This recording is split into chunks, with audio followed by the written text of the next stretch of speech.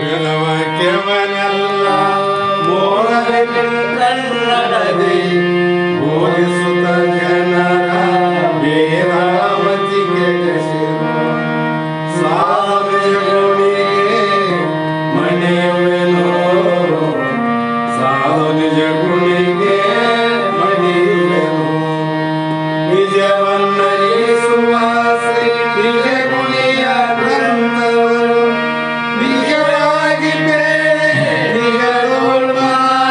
ನಿಜದೊಳಗಿಸುವ ಸುಜನರಿಗೆ ನಿತ್ಯ ನಮಿಸುವೆನು ಸುಜನರಿಗೆ ನಿತ್ಯ ನಮಿಸುವೆನು ಬಂದ ಜೀವರಿಗೆಲ್ಲ ಅದ್ವೈತ ಬೋಧ ಶುದ್ಧವನ್ನಾಗಿ ಕೈದ ಶ್ರೀ ಜಡಿಸಿದ್ದ ಸಿದ್ಧರುಡರಿಗೆ ನತನಕ್ಕೆ ಸಿದ್ಧರುಡರಿಗೆ ನತನಕ್ಕೆ ಬಾಳ ಬಲ ವೇದಾಂತಕ್ಕೆ ಸರಿ ಬಾಳ ಗಜ್ಜೆಗೆ ವತನಕ ಬಾಳ ಕೂಗುತ್ತದೆ ಶಾಸ್ತ್ರವೆಂಬುವನರಿಗ ಬಾಳ ಶಕ್ತಿಯ ಶಿವಗರ್ಜನೆ ಬಾಳ ಕೇಳಿದ ಬಳಿಕ ಕೂಗವು ಬಾಳ ಕೇಳಲು ಬೇಕು ವೇದಾಂತೆಂಬ ಶಾಸ್ತ್ರವನ್ನು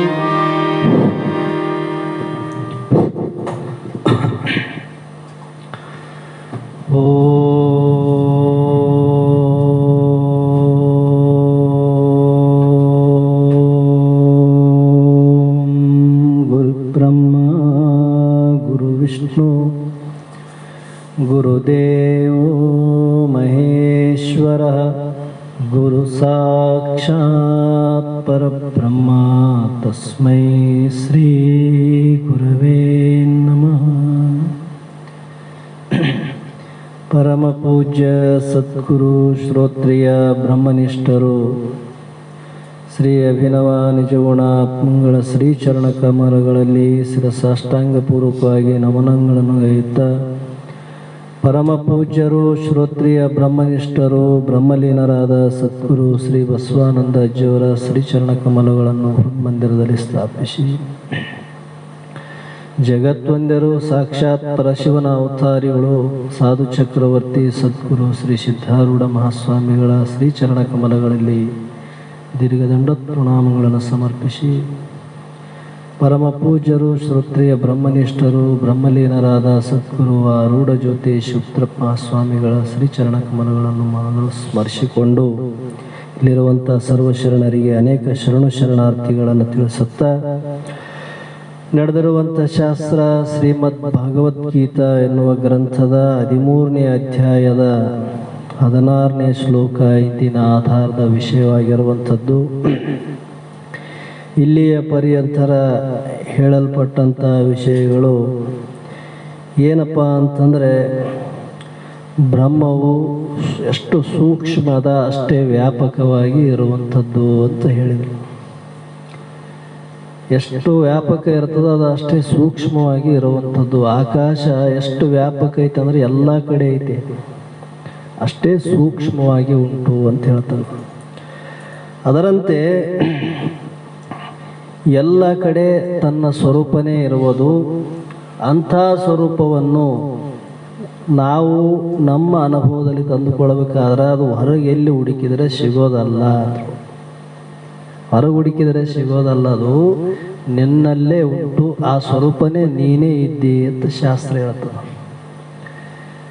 ಬ್ರಹ್ಮವನ್ನು ನಾವು ಹೊರಗೆ ಹುಡುಕಕ್ಕೆ ಹೋದಿವಪ್ಪ ಅಂತಂದ್ರೆ ಇದು ಒಂದು ಜನ್ಮ ಅಲ್ಲ, ಇಂಥ ಸಹಸ್ರ ಜನ್ಮ ತೊಟ್ಟು ಬಂದರೂ ಕೂಡ ಅದು ನಮಗೆ ಆ ಬ್ರಹ್ಮ ಸಾಕ್ಷಾತ್ಕಾರ ಆಗೋದಿಲ್ಲ. ಅದು ಹೇಗೆ ಅನುಭವ ಮಾಡ್ಬೇಕ್ರಿ? ಅದಕ್ಕೆ ಇಲ್ಲಿ ಕ್ಷೇತ್ರಜ್ಞ ವಿಚಾರ ಹೇಳಿಕೆ ಅಂತ ಬಂದ್ರೆ, ಕ್ಷೇತ್ರ ಅಂದರೆ ಶರೀರಕ್ಕೆ ಸಂಬಂಧಪಟ್ಟಂಥ ಇಂದ್ರಿಯಗಳು, ಇಂದ್ರಿಯ ಧರ್ಮಗಳು, ಕರ್ಣ ಧರ್ಮಗಳು, ಅದಕ್ಕೆ ಸಂಬಂಧಪಟ್ಟಂಥ ಗುಣಗಳು, ಇವು ಎಲ್ಲವೂ ಆತ್ಮನಲ್ಲಿ ಪ್ರತೀತಿ ಮಾತ್ರ ಅಂದ್ರು. ಅವರು ಸುಮ್ಮನೆ ಪ್ರತೀತಿ ಆಗ್ತಾವ. ಪ್ರತೀತಿ ಯಾವುದು ಆಗ್ತದ ಅಂದ್ರೆ ಅದು ತೋರಿ ಅಡಗೋದೇ ಯಾವುದಕ್ಕೆ ಉಂಟು ಅದು ಪ್ರತೀತಿ ಆಗ್ತದ. ಯಾವುದು ಅಸ್ತಿತ್ವ ಯಾವಾಗಲೂ ಇರ್ತದ ಅದಕ್ಕೆ ಅಸ್ತಿತ್ವ. ತನ್ನ ಸತ್ವಕ್ಕೆ ಅಸ್ತಿತ್ವಕ್ಕೆ ಯಾವುದು ಧಕ್ಕೆ ಇಲ್ಲ. ಇರುವುದು ಯಾವುದಾದ ತಾನು ಆತ್ಮ ಸ್ವರೂಪ ಪರಬ್ರಹ್ಮ ಸ್ವರೂಪ ಏನು ಉಪದೇಶ ಮಾಡ್ಯದ ಶಾಸ್ತ್ರ. ಜಾಗ್ರ ಸ್ವಪ್ನ ಸುಸುಪ್ತಿ ಈ ತೂರ್ಯಾವಸ್ಥೆಯ ಪರ್ಯಂತರ ಅರಿಯುವಂತ ಶುದ್ಧ ಚೈತನ್ಯ ಏನೈತಿ ಅದು ಯಾವ ಉಪಾಧಿಗೂ ಕೂಡದೇ ಇರುವಂತ ಅಂತ ಶುದ್ಧ ಚೈತನ್ಯ ಆತ್ಮನೇ ನೀ ಇದ್ದಿ ಅಂತ ಶಾಸ್ತ್ರ ಹೇಳಿದ. ನಿನ್ನಲ್ಲಿ ಇವೆಲ್ಲ ಪ್ರತೀತಿ ಆಗ್ತವಿಲ್ಲ, ಗುಣ ಮೊದಲು ಮಾಡಿಕೊಂಡು. ಯಾಕೆ ಆತ್ಮ ನಿರ್ಗುಣ ಇದ್ದಾನೆ, ಅವನಲ್ಲಿ ಯಾವ ಗುಣಗಳಿಲ್ಲ. ಗುಣಗಳೆಲ್ಲವ ಈ ದೇಹದ ಸೂಕ್ಷ್ಮ ತನುವಿನಲ್ಲಿ ಇವೆಲ್ಲ ತೋರ್ತಾವ. ಗುಣಕ್ರಿಯೆಗಳು, ಗುಣ ಸಂಬಂಧವಾದ ಧರ್ಮಗಳು. ಆದರೆ ಆತ್ಮನು ಅಸಂಗ, ಇದಕ್ಕೆ ಯಾವುದೂ ಗುಣ ಸಂಬಂಧ ಅವನಿಗಿಲ್ಲ. ಇಂಥ ಅಸಂಗವಾದ ಆತ್ಮನನ್ನು ನಾವು ಹೊರಗೆ ಹುಡುಕಿದ್ರೆ ಅದು ಸಿಗ್ತದೇನೋ ಅಂದ್ರೆ ಸಿಗದಲ್ಲ ಅನ್ನೋರು. ಯಾಕಂದ್ರೆ ನೀ ಹುಡುಕೋಕೆ ಹೋದೆ ಅಂದ್ರೆ ನಿನ್ನ ಸ್ವರೂಪನೇ ಐತಿ, ನಿನ್ನ ಬಿಟ್ಟು ಇನ್ನೂ ಒಂದು ವಿಚಾರ ಅಲ್ಲಿ ಇಲ್ಲೇ ಇಲ್ಲ. ಅದಕ್ಕೆ ನಿಜಗೊಂಡ್ರು ಬಹಳ ಸ್ಪಷ್ಟವಾಗಿ ಹೇಳಿದ್ರು ಅವರು, ಬೊಮ್ಮವನ್ನು ಅರಿವೆನೆಂದು ಬಳಲುವರು, ತಮ್ಮನೆ ನೇತಿಗಳಿದು ಅನ್ಯವನೇ ನೋಡಿ ಮನುಜರು ಅಂದ್ರು. ಬೊಮ್ಮ ಅಂದ್ರೇನು? ಪರಬ್ರಹ್ಮ, ಆತ್ಮ, ಜೀವಾತ್ಮ, ಪರಮಾತ್ಮ ಅನೇಕ ಶಬ್ದಗಳು ಹೇಳಿದ್ರು ಕೂಡ ಒಂದು ಚೈತನ್ಯಕ್ಕೆ ಹೇಳಿದ್ದ ಮಾತು. ಅಂತ ಪರಬ್ರಹ್ಮವನ್ನು ಅರಿವಿನೆಂದು ಅಂದ್ರೆ ನಾ ತಿಳಿತೀನಿ ಅಂತ ನೀ ಹೊಂಟಿಯಪ್ಪ ಅಂತಂದ್ರೆ ನಿನಗೆ ಬಳಲಿಕೆ ಆಗ್ತದೆ ಹೊರತು ನೀ ಅದರ ಸಾಕ್ಷಾತ್ಕಾರ ಆಗಂಗಿಲ್ಲ. ಯಾಕ್ರಿ ಅಂತಂದ್ರೆ ಅದು ಕಣ್ಣಿಗೆ ಕಾಣೋ ವಸ್ತುವಾಗಿದ್ರೆ ನೋಡ್ಬೋದಾಗಿತ್ತು, ಇಂದ್ರಿಯಕ್ಕೆ ವಿಷಯವಾಗಿದ್ರೆ ಅನುಭವ ಮಾಡಕ್ಕೆ ಬರ್ತಿತ್ತು, ಮನಸ್ಸಿನಿಂದ ಬುದ್ಧಿಯಿಂದ ಅನುಭವ ಮಾಡ್ತದೆ. ಆದ್ರೆ ಅದು ಅತೀತ, ಮನ ಬುದ್ಧಿಗೆ ಅತೀತವಾಗಿರುವಂಥದ್ದು. ಯಾವುದು ಮನಸ್ಸು ಬುದ್ಧಿ ಅನುಭವ ಮಾಡ್ತದ ಅದಕ್ಕೆ ಸಾಕ್ಷಿ ಆಗೈತೆ ಅದು. ಅಂಥ ಅನುಭವ ರೂಪನೇ ನೀ ಇದ್ದು ನಿನ್ನನ್ನು ನೀ ಹೊರಗ ಈ ವಿಷಯ ಈ ಬುದ್ಧಿ ಇಂದ್ರಿಯಗಳಿಂದ ನೀ ತಿಳಿತೀನಂದ್ರೆ ಅದು ಸಾಧ್ಯ ಇಲ್ಲ. ಅಂದ್ರೆ ಏನಾಗ್ತದ? ಬರೇ ಬಳಲಿಕೆ ಆಗ್ತದ. ಯಾಕ ಅಂತಂದ್ರೆ ತಮ್ಮನೆ ನೇತಿಗಳೆದು ಅನ್ಯವನೇ ನೋಡಿ ಮನುಜರು. ನಿನ್ನನ್ನ ನೀ ವಿಚಾರ ಮಾಡಲಾರ್ದಂಗ ನೀ ಹೊರಗ ಈ ಶರೀರಾದಿಗಳಲ್ಲಿ ನೀವು ಹುಡುಕ್ಯಾಂತ ಹೋದೆ ಅಂದ್ರೆ ಈ ಜನ್ಮಲ್ಲ ಇಂಥ ಸಹಸ್ರ ಜನ್ಮ ಎತ್ತಿದ್ರು ಕೂಡ ನಿನಗೆ ಇದು ಆತ್ಮ ಅನುಭವ ಆಗೋದಿಲ್ಲ. ಅಂದ್ರು ತಮ್ಮನೆ ನೇತಿಗಳೇ, ನಿನ್ನೊಳಗ ನಿನ್ನ ನಿಜ ಸ್ವರೂಪ ಏನು ಅಂತ ನೀ ವಿಚಾರ ಮಾಡಿದಾಗ ಮಾತ್ರ ನಿನಗೆ ಬ್ರಹ್ಮ ಸಾಕ್ಷಾತ್ಕಾರ ಆಗ್ತದೆ. ಯಾಕಂದ್ರೆ ನೀ ಬ್ರಹ್ಮ ಸ್ವರೂಪನೇ ಇದ್ದಿ ಅಂತ. ಅದನ್ನ ನೋಡೋದು ಹೆಂಗ, ಅನುಭವ ಮಾಡೋದು ಹೆಂಗ ಅಂತಂದ್ರೆ ಹಿಂದಿನ ಶ್ಲೋಕದಲ್ಲಿ ಹೇಳಿಕೆ ಅಂತ ಬಂದ್ರು ಅವರು. ಯಾವ ರೀತಿಯಿಂದ ನೀ ಅದನ್ನು ಅನುಭವ ಮಾಡಬೇಕು, ಅದನ್ನು ಅನುಭವಕ್ಕೆ ನಾವು ತಂದುಕೊಳ್ಳಬೇಕಾದ್ರೆ ನಮ್ಮಲ್ಲೇ ನಾವು ಶೋಧನ ಮಾಡಬೇಕು, ನಮ್ಮಲ್ಲೇ ನಾವು ತಿಳಿಬೇಕಾಗಿತ್ತು ಅಂತಂದ್ರೆ ಅದಕ್ಕೆ ಅವರು ನಿಜಗೊಂಡ್ರು ಕೂಡ ಬಹಳ ಸ್ಪಷ್ಟ ಹೇಳಿಕೆ ಅಂತ ಬಂದರು. ತಿಳಿದು ಮೊದಲು ತತ್ವ ಕುಳವೆಲ್ಲವನು ನೇತಿಗಳಿದು ಅನಾತ್ಮಕವೆಂದು, ಬಳಿಕ ಒಳಗ ಅಧಿಕರಣವೆನಿಪ ನಿರ್ವಿಕಾರ ಸಂವಿತ್ ಉಳಿಮೆಯ ತಾವೆಂಬ ವಿವೇಕದ ಬಳಿ ವಿಡಿಯದೆ ಬೊಮ್ಮವನ್ನು ಅರಿವಿನೆಂದು ಬಳಲುವರು ಅಂದರು. ತಿಳಿದು ಮೊದಲು ತತ್ವ ಕುಳವೆಲ್ಲ ಇಂದ ಹೋಗಿ ಆ ಶ್ಲೋಕದಾಗ ಏನು ಹೇಳ್ಯಾರ? ಪಂಚಮಹಾಭೂತಗಳ ಉತ್ಪತ್ತಿ ಹೇಳ್ಯಾರ. ತತ್ವ ಅಂದ್ರೆ ಪಂಚಮಹಾಭೂತಗಳ ಭೂತದಿಂದ ಉತ್ಪತ್ತಿ ಆದಂತ ಅಪಂಚೀಕೃತವಾದಂಥ ಪಂಚಮಹಾಭೂತಗಳು, ಆ ಪಂಚೀಕೃತಗೊಂಡಂತ ಈ ಪಂಚಮಹಾಭೂತಗಳು ಏನು ತೋರ್ತಾವ. ಇವೆಲ್ಲ ವಿಭಾಗ ಮಾಡಿದಾಗ ಇವ್ರನ್ನ ತಿಳಿದು ತತ್ವ ಕೂಡ ಮೊದಲು ಅದನ್ನ ಸರಿಯಾಗಿ ತಿಳ್ಕ, ಎಲ್ಲಿ ಏನು ಹೇಳ್ಯದ ಅದು ನಿನ್ನ ಅನುಭವಕ್ಕೆ ಬರುವಂಗ ನೀ ತಿಳ್ಕೊ ಅಂದ್ರು ಅವ್ರು. ಅದು ತಿಳಿಬೇಕಾಗಿತ್ತಪ್ಪ ಅಂದ್ರೆ ಹೆಂಗ ತಿಳಿ? ನಿನ್ನ ಮನಸ್ಸಿಗೆ ಬಂದಾಗ ನೀ ತಿಳಿಯೋದಲ್ಲ, ಗುರುಶಾಸ್ತ್ರಾದಿ ಪ್ರಮಾಣಾದಿಗಳಿಂದ ನೀ ತಿಳ್ಕೊ ಅದನ್ನ ಸರಿಯಾಗಿ. ಯಾಕಂದ್ರೆ ಒಂದು ಸ್ವಲ್ಪ ತಪ್ಪಾಯ್ತು ಅಂದ್ರೆ ನಿನ್ನ ಅನುಭವ ಆಗಂಗಿಲ್ಲ. ಬಹಳ ಸೂಕ್ಷ್ಮ ವಿಚಾರದ ಆತ್ಮಜ್ಞಾನ. ಅದಕ್ಕೆ ತಿಳಿದು ತತ್ವ ಕುಳವೆಲ್ಲವನು ನೇತಿಗಳಿದು ಅಂದ್ರೆ ಇವು ನಾನಲ್ಲ ಅಂತ ತಿಳಿಯೋದು. ಯಾವಾಗ ಅದು ಸರಿಯಾಗಿ ನಾವು ತತ್ವಜ್ಞಾನದ ಈ ದೇಹದ ಇರುವಿಕೆಯನ್ನು ನಾವು ತಿಳಿದಿವಪ್ಪ ಅಂದ್ರೆ ಅದು ನಾನಲ್ಲ ಅನ್ನಕ್ಕೆ ಬರ್ತದ. ಈಗ ಸಾಮಾನ್ಯವಾಗಿ ಎಲ್ಲರಿಗೇನಪ್ಪ ಅಂತಂದ್ರೆ ದೇಹವೇ ನಾನೆಂಬ ಬುದ್ಧಿ ಸಹಜ ಇರ್ತದ. ಇದು ಏಕಾಏಕಿ ನಮಗೆ ನಾನಲ್ಲ ಅನ್ನಬೇಕಾಗಿತ್ತಂದ್ರೆ ಅದರ ಪ್ರತೀತಿ, ಅದರ ಸ್ವರೂಪ, ಅದರ ಗುಣಲಕ್ಷಣಗಳನ್ನು ನಾವು ಸರಿಯಾದ ರೀತಿಯಿಂದ ತಿಳಿದು ಅದನ್ನು ಬೇರ್ಪಡಿಸಿದಾಗ ಗೊತ್ತಾಗ್ತದೆ ಇದು ನಾನಲ್ಲ ಅಂತ. ನೇತಿಗಳಿದು ಅವು ಅನಾತ್ಮಕವೆಂದು, ಇವು ಆತ್ಮ ಸ್ವರೂಪಗಳಲ್ಲ. ಯಾಕಂದ್ರೆ ಆತ್ಮನಿಂದ ಇವು ತಿಳಿಸಿಕೊಳ್ತಾವ, ಇವು ಆತ್ಮನಿಂದ ಅರಿಯಲ್ಪಡುತ್ತವೆ. ಅದಕ್ಕಾಗಿ ಇವು ಯಾವ ನಾನಲ್ಲ. ಒಳಗೆ ಅಧಿಕರಣವೇನಿಪ, ಈಗ ಹಿಂದೆ ಹೇಳಿದ ಶ್ಲೋಕಕ್ಕೆ ಹೇಳ್ಯಾರ ಅವರು. ಅಧಿಕರಣ ಇವೆಲ್ಲದಕ್ಕೆ ತೋರ್ತಾವಲ್ರಿ, ತೋರ್ಲಿ. ಯಾರ ಆಧಾರ ಮೇಲೆ ತೋರಕೈತೇವು? ಯಾರ ಆಶ್ರಯದಲ್ಲಿ ತೋರ್ತಾವ? ಆತ್ಮನ ಆಶ್ರಯದಲ್ಲಿ, ಆತ್ಮನ ಆಧಾರದಲ್ಲಿ ಅವು ತೋರಕೈತೇವು. ನಿರ್ವಿಕಾರ ಅಂದ್ರೆ ಅವರು ಕೂಟಸ್ಥ ಅಂದ್ರೆ ಪ್ರತ್ಯೇಗಾತ್ಮ ಅಂದ್ರೆ ಆ ಪರಬ್ರಹ್ಮ ಚೈತನ್ಯಕ್ಕೆ ಹೇಳಿದ್ದ ಮಾತದು. ಅವನು ಹೆಂಗಿದಾನ? ನಿರ್ವಿಕಾರವಾಗಿ. ಯಾಕೆ ವಿಕಾರ ಇಲ್ಲ ಅಂದ್ರೆ ಅವನಲ್ಲಿ ಇವೆಲ್ಲ ವಿಕಾರ ತೋರ್ತಾವ ನೋಡು. ಕಮ್ಮಾರನ ಅಡಿಗಲ್ಲಿನ ಮೇಲೆ ಅನೇಕ ಸಾಮಾನುಗಳು ತಯಾರಾಗ್ತಾವ. ಅಡಿಗಲ್ಲಿಗೆ ಯಾವ ವಿಕಾರ ಹೇಗಿಲ್ಲವೋ ಅದರಂತೆ ನಿನ್ನಲ್ಲಿ ಜಾಗ್ರ, ಸ್ವಪ್ನ, ಸುಸುಪ್ತಿ, ತೂರ್ಯ ಅವಸ್ಥೆಗಳು ಪ್ರತೀತಿ ಆಗ್ತಾವ, ಬರ್ತಾವ, ಹೋಗ್ತಾವ. ಈ ಮೂರು ಅವಸ್ಥೆಗಳಂತ ಅನುಭವ ನಮಗೆ. ತೂರ್ಯ ಅವಸ್ಥೆ ಇರಲಿ, ಅದು ಶಾಸ್ತ್ರದಿಂದ ಹುಟ್ಟಿದಂಥ ಅವಸ್ಥೆ. ಅದು ಈ ಮೂರು ಅವಸ್ಥೆಗಳು ಬರ್ತಾವ ಹೋಗ್ತಾವಿಲ್ಲ, ಇವಕ್ಕೆ ವಿಕಾರ ಐತಿಲ್ಲ.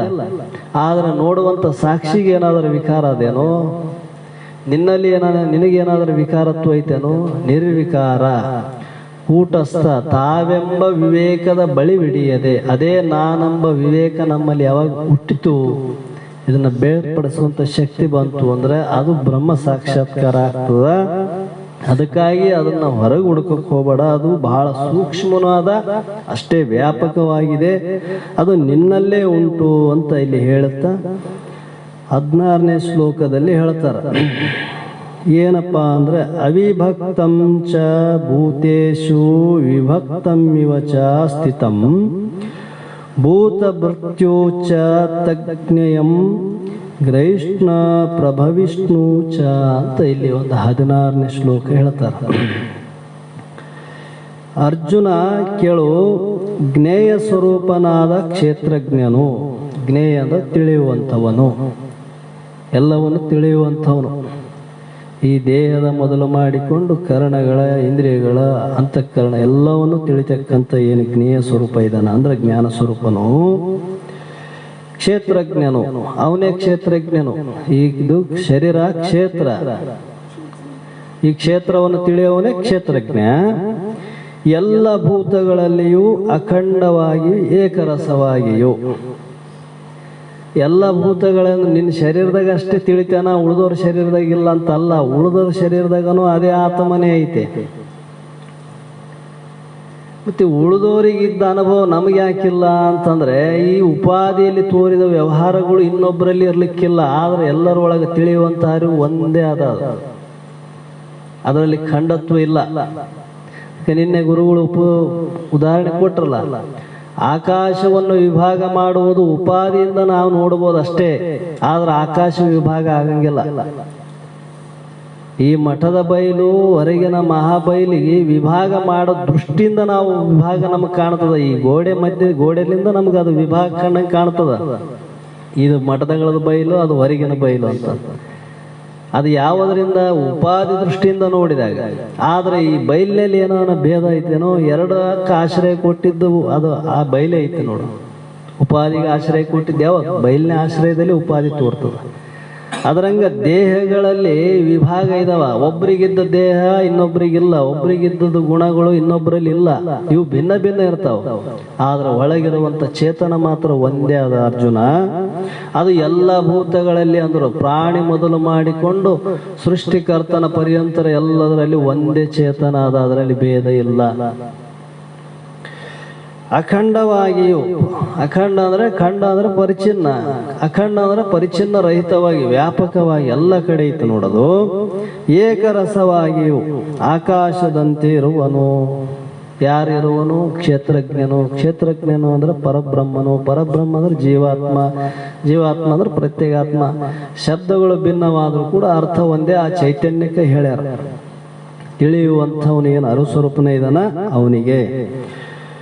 ಇರುವನು. ಆದರೂ ಉಪಾಧಿ ದೃಷ್ಟಿಯಿಂದ, ದೇಹ ದೃಷ್ಟಿಯಿಂದ ನೋಡುವವರಿಗೆ ಒಂದೊಂದು ದೇಹಕ್ಕೆ ಒಬ್ಬೊಬ್ಬ ಆತ್ಮ ಎನ್ನುವಂತೆ ತೋರುವನು. ಏನಪ್ಪ, ಅವರಿಗೆ ಬೇರೆ ಆತ್ಮ ಇದಾನ, ನಮಗೆ ಬೇರೆ. ಯಾಕಂದ್ರೆ ನಮ್ಮ ತಿಳುವಳಿಕೆನೇ ಬೇರೆ ಐತೆ, ಅವ್ರ ತಿಳುವಳಿಕೆನೇ ಬೇರೆ ಐತೆ. ನಾವು ದೇಹದ ಉಪಾಧಿ ದೃಷ್ಟಿಯಿಂದ ನೋಡುತ್ತೇವೆ ಹೊರತು ಒಳಗಿರುವಂಥ ಅರಿವಿನ ದೃಷ್ಟಿಯಿಂದ ಅಲ್ಲ. ಅದು ಇರುವೆ ಇರಲಿ, ಮನುಷ್ಯ ಇರಲಿ, ಪ್ರಾಣಿ ಇರಲಿ, ಪಕ್ಷಿ ಇರಲಿ, ಎಲ್ಲದರೊಳಗೆ ಜ್ಞಾನ ಅದ ಇಲ್ಲ, ತಿಳಿಯುವಂಥ ಜ್ಞಾನ ಐತೆಲ್ಲ. ಆ ಜ್ಞಾನ ನೀ ಇದ್ದೇ ಹೊರತು ಉಪಾಧಿಯ ಧರ್ಮಗಳು ನಿನಗಿಲ್ಲ. ಮನುಷ್ಯನಲ್ಲಿ ವಿಶೇಷ ಬುದ್ಧಿ ಆದ ಅಂದ್ರೂ ಮನುಷ್ಯರಲ್ಲಿ ಅಷ್ಟು ಭೇದ ಇದಾವೆಲ್ಲ, ಅವರಲ್ಲಿ ಅವರವ್ರ ಬುದ್ಧಿಯಲ್ಲಿ ಭೇದ ಇದಾವ. ಮತ್ತೆ ಭೇದ ಇದ್ರೂ ಕೂಡ ಅವು ಬುದ್ಧಿಯ ಧರ್ಮ ಗುಣಧರ್ಮಗಳು, ಆತ್ಮನ ಗುಣಧರ್ಮ ಅಲ್ಲ ಅವು. ಒಬ್ಬರಲ್ಲಿ ಅದು ಪ್ರತೀತಿ ಆಗ್ಬೋದು, ಇನ್ನೊಬ್ಬರಲ್ಲಿ ಅಪ್ರತೀತಿ ಆಗ್ಬೋದು. ಆದರೆ ಆತ್ಮ ಮಾತ್ರ ಎಲ್ಲದರಲ್ಲಿ ಒಂದೇ ಪ್ರಕಾರವಾಗಿ ಒಂದೊಂದು ದೇಹಕ್ಕೆ ಒಬ್ಬೊಬ್ಬ ಆತ್ಮನೆಂಬ ವಿಭಾಗವಾಗಿರುವಂತೆ ತೋರುತ್ತಾನೆ. ಯಾಕೆ ತೋರ್ತಾನ ಅಂದ್ರೆ ಉಪಾಧಿ ದೃಷ್ಟಿಯಿಂದ, ಉಪಾಧಿಗಳ ದೃಷ್ಟಿಯಿಂದ, ದೇಹ ದೃಷ್ಟಿಯಿಂದ ನೋಡಿದಾಗ ನಮಗೆ ಬೇರೆ ಬೇರೆ, ನಾವೇ ಬೇರೆ, ಅವರೇ ಬೇರೆ, ಅದೇ ಬೇರೆ, ನಾನೇ ಬೇರೆ ಎಂಬ ಭೇದ ಬುದ್ಧಿ ಬರ್ತದೆ ಸಹಜ. ಯಾಕಾದ ಉಪಾಧಿ ದೃಷ್ಟಿಯಿಂದ. ವಿವೇಕ ದೃಷ್ಟಿಯಿಂದ ವಿಚಾರ ಮಾಡಿ ನೋಡಿದಾಗ, ಚೈತನ್ಯ ದೃಷ್ಟಿಯಿಂದ ವಿಚಾರ ಮಾಡಿ ನೋಡಿದಾಗ ಅದರಲ್ಲಿ ಯಾವ ಭೇದ ಇಲ್ಲ, ಅದು ಪರಿಪೂರ್ಣ ಐತೆ. ಸರ್ವಭೂತಗಳ ಸೃಷ್ಟಿ ಸ್ಥಿತಿ ಸಂಹಾರಗಳಿಗೆ ಕ್ಷೇತ್ರಜ್ಞನೇ ಆಧಾರ. ನೋಡು, ಏನು ಈ ಸೃಷ್ಟಿ ಐತೆ, ಸೃಷ್ಟಿ ಸ್ಥಿತಿ ಮತ್ತು ಸಂಹಾರಕ್ಕೆ ಯಾರ ಆಧಾರದ ಮೇಲೆ? ನಿನ್ನ ಆಧಾರದ ಮೇಲೆ ತೋರ್ತಾವ. ಸೃಷ್ಟಿ ಆಗ್ಯದಿಲ್ಲ, ನಿನ್ನ ಆಧಾರದಲ್ಲಿ ಜಾಗ್ರತ ಸೃಷ್ಟಿ ಆಯ್ತು ನೋಡು. ಅನೇಕ ವ್ಯವಹಾರಗಳು, ಇಂದ್ರಿಯ ಧರ್ಮಗಳು ತೋರಿದವು. ಮತ್ತೆ ಸ್ವಪ್ನ ತೋರಿತು. ಮತ್ತೆ ನಿದ್ರಾವಸ್ಥೆಯಲ್ಲಿ ಸಂಹಾರ ಆಯ್ತಲ್ಲ, ಎಲ್ಲ ವ್ಯವಹಾರಗಳು ನಾಶ ಆದವೆಲ್ಲ ಅಲ್ಲಿ. ಮತ್ತೆ ನಿನ್ನ ಆಧಾರದಲ್ಲಿ ತೋರ್ಯಾವೋ, ನಿನ್ನ ಆಧಾರ ಬಿಟ್ಟು ತೋರ್ತಾವು, ನಿನ್ನ ಆಧಾರದಲ್ಲಿ ತೋರ್ತಾವ. ಅದಕ್ಕಾಗಿ ನೀನು ಕ್ಷೇತ್ರಜ್ಞನು ಅಂದ್ರೆ ಆ ಅರುಸ್ವರೂಪನೇ ನೀ ಇದ್ದಿ, ಭಿನ್ನ ಅಲ್ಲ ಅಂತ ತಿಳ್ಕಂದ್ರು. ಆತ್ಮನ ವಿಭಾಗವಿಲ್ಲದ ಅಖಂಡ ವಸ್ತು ಸರ್ವ ಶರೀರಗಳಲ್ಲಿ ಇದ್ದು ಅದು ಅಖಂಡವಾಗಿದೆ. ಅದು ಅಖಂಡವಾಗಿ ಇದೆ. ಎಲ್ಲ ಶರೀರದಲ್ಲಿ ತೋರಿದ್ರು ಕೂಡ ಅಖಂಡವಾಗಿ ಐತೆ, ಅದರಲ್ಲಿ ಖಂಡತ್ವ ಇಲ್ಲ. ಗಡಿಗೆಗಳು ಬೇರೆ ಬೇರೆ ಆಗಿದ್ದರೂ ಗಡಿಗೆಗಳಲ್ಲಿ ಇರುವ ಆಕಾಶವು ತುಂಡಾಗಿರುವುದಿಲ್ಲ.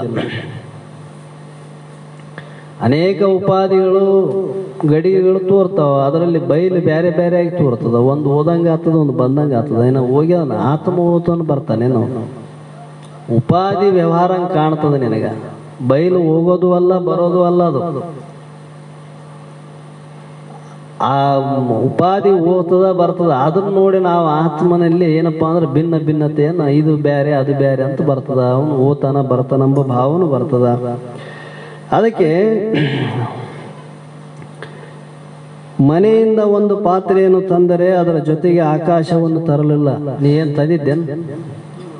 ಗಡಿಗೆ ಒಂದು ತಂದಿದ್ದೆ, ಒಂದು ಪಾತ್ರೆ ತಂದಿದ್ದೆ, ಅದ್ರ ಒಳಗೆ ಬಯಲು ನೀ ತಗೊಂಬಂದಿದ್ದೆ.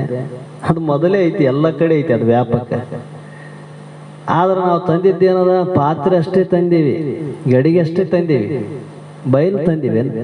ಬಯಲು ತಂದಿಲ್ಲ. ಯಾಕೆ? ತರಕ ಬರೋದೂ ಅಲ್ಲ. ಅದು ಪರಿಪೂರ್ಣ ಇದ್ದಾಗ ಅದನ್ನು ತರದೇ ಇರೋದು ಎಲ್ಲಿಂದ ಸಾಧ್ಯ ಐತೆ? ಅದು ಇಲ್ಲದ ವಸ್ತುನ ತರಕ ಬರ್ತದ. ಇಂಥ ವಸ್ತು ನಮ್ಮಲ್ಲಿ ಇಲ್ಲಪ್ಪ ಅಂದ್ರೆ ಅದನ್ನ ಹೋಗಿ ತಗೊಂಬರ್ಬೋದು. ಅದು ಮೊದಲೇ ಪರಿಪೂರ್ಣ ಇದ್ದಾಗ ಅದನ್ನ ಹೆಂಗೆ ತರಕ ಬರ್ತದ? ಅದರಂಗ ಆತ್ಮ ನೀ ಪರಿಪೂರ್ಣ ಸ್ವರೂಪನೇ ಇದ್ದಿ. ಅಂಥ ಪರಿಪೂರ್ಣ ಸ್ವರೂಪನಾಗಿದ್ದರೂ ಕೂಡ ಹೇಗೆ ಒಳಗೆ ಹೊರಗೆ ತುಂಬಿರುವ ಆಕಾಶದಲ್ಲಿ ಪಾತ್ರೆಯು ಅತ್ತ ಇತ್ತ ತಿರುಗಾರಿದಂತೆ, ಅದರಂತೆ ದೇಹಾದಿ ಉಪಾಧಿಗಳ ವ್ಯಾಪಕವಾದ ಆತ್ಮನಲ್ಲಿ ಅತ್ತ ಇತ್ತ ತಿರುಗಾಡಿದಂತೆ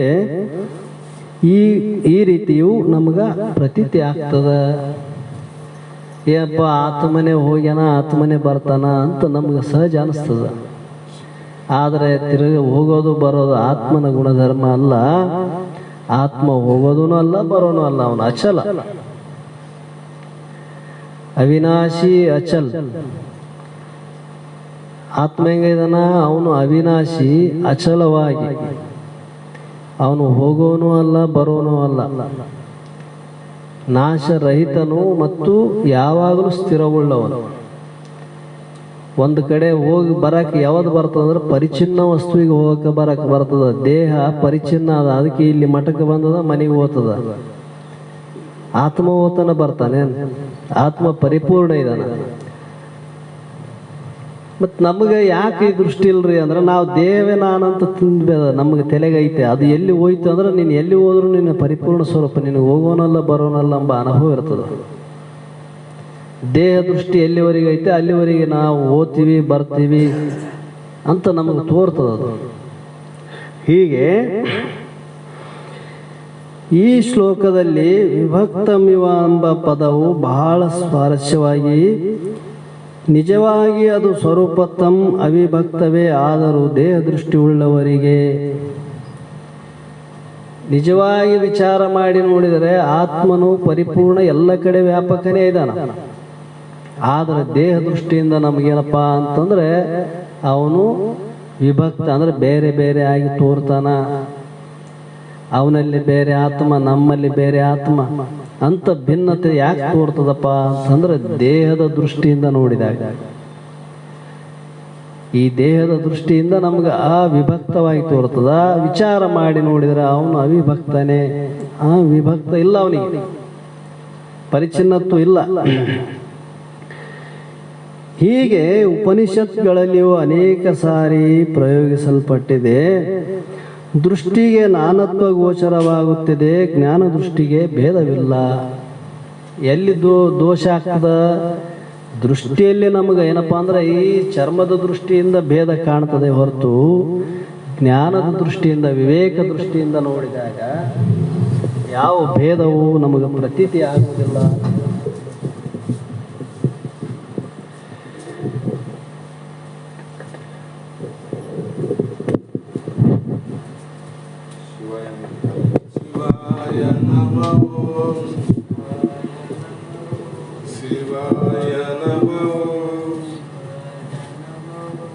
ಶಿವಾಯ ನಮಃ ಶಿವಾಯ ನಮಃ ಶಿವಾಯ ನಮಃ ಶಿವಾಯ ನಮಃ ಶಿವಾಯ ನಮಃ ಶಿವಾಯ ನಮಃ ಶಿವಾಯ ನಮಃ ಶಿವಾಯ ನಮಃ ಶಿವಾಯ ನಮಃ.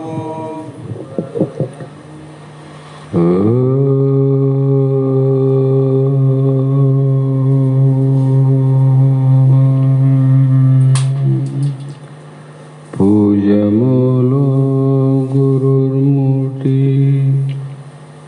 ध्यानमूलो गुरुमूर्ति पूजमूलो गुरुर्पादं मंत्रमूलं गुरुर्वाक्यं मुक्तिमूलो गुरुकृपः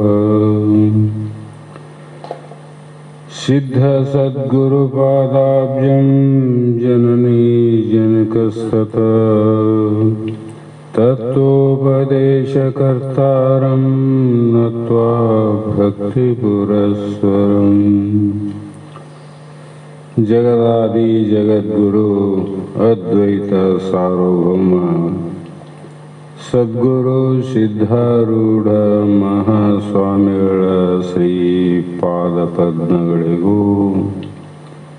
ಆರೂಢ ಜ್ಯೋತಿ ಸದ್ಗುರು ಶಿವಪುತ್ರ ಮಹಾಸ್ವಾಮಿಗಳ ಶ್ರೀ ಪಾದಗಳಿಗೂ ಶ್ರೋತ್ರಿಯ ಬ್ರಹ್ಮನಿಷ್ಠ ಬ್ರಹ್ಮಲೀನ ಸದ್ಗುರು ಬಸವಾನಂದರ ಚರಣ ಕಮಲಗಳಿಗೂ ಅನಂತ ದೀರ್ಘ ದಂಡ ಪ್ರಣಾಮಗಳನ್ನು ಸಮರ್ಪಿಸುತ್ತ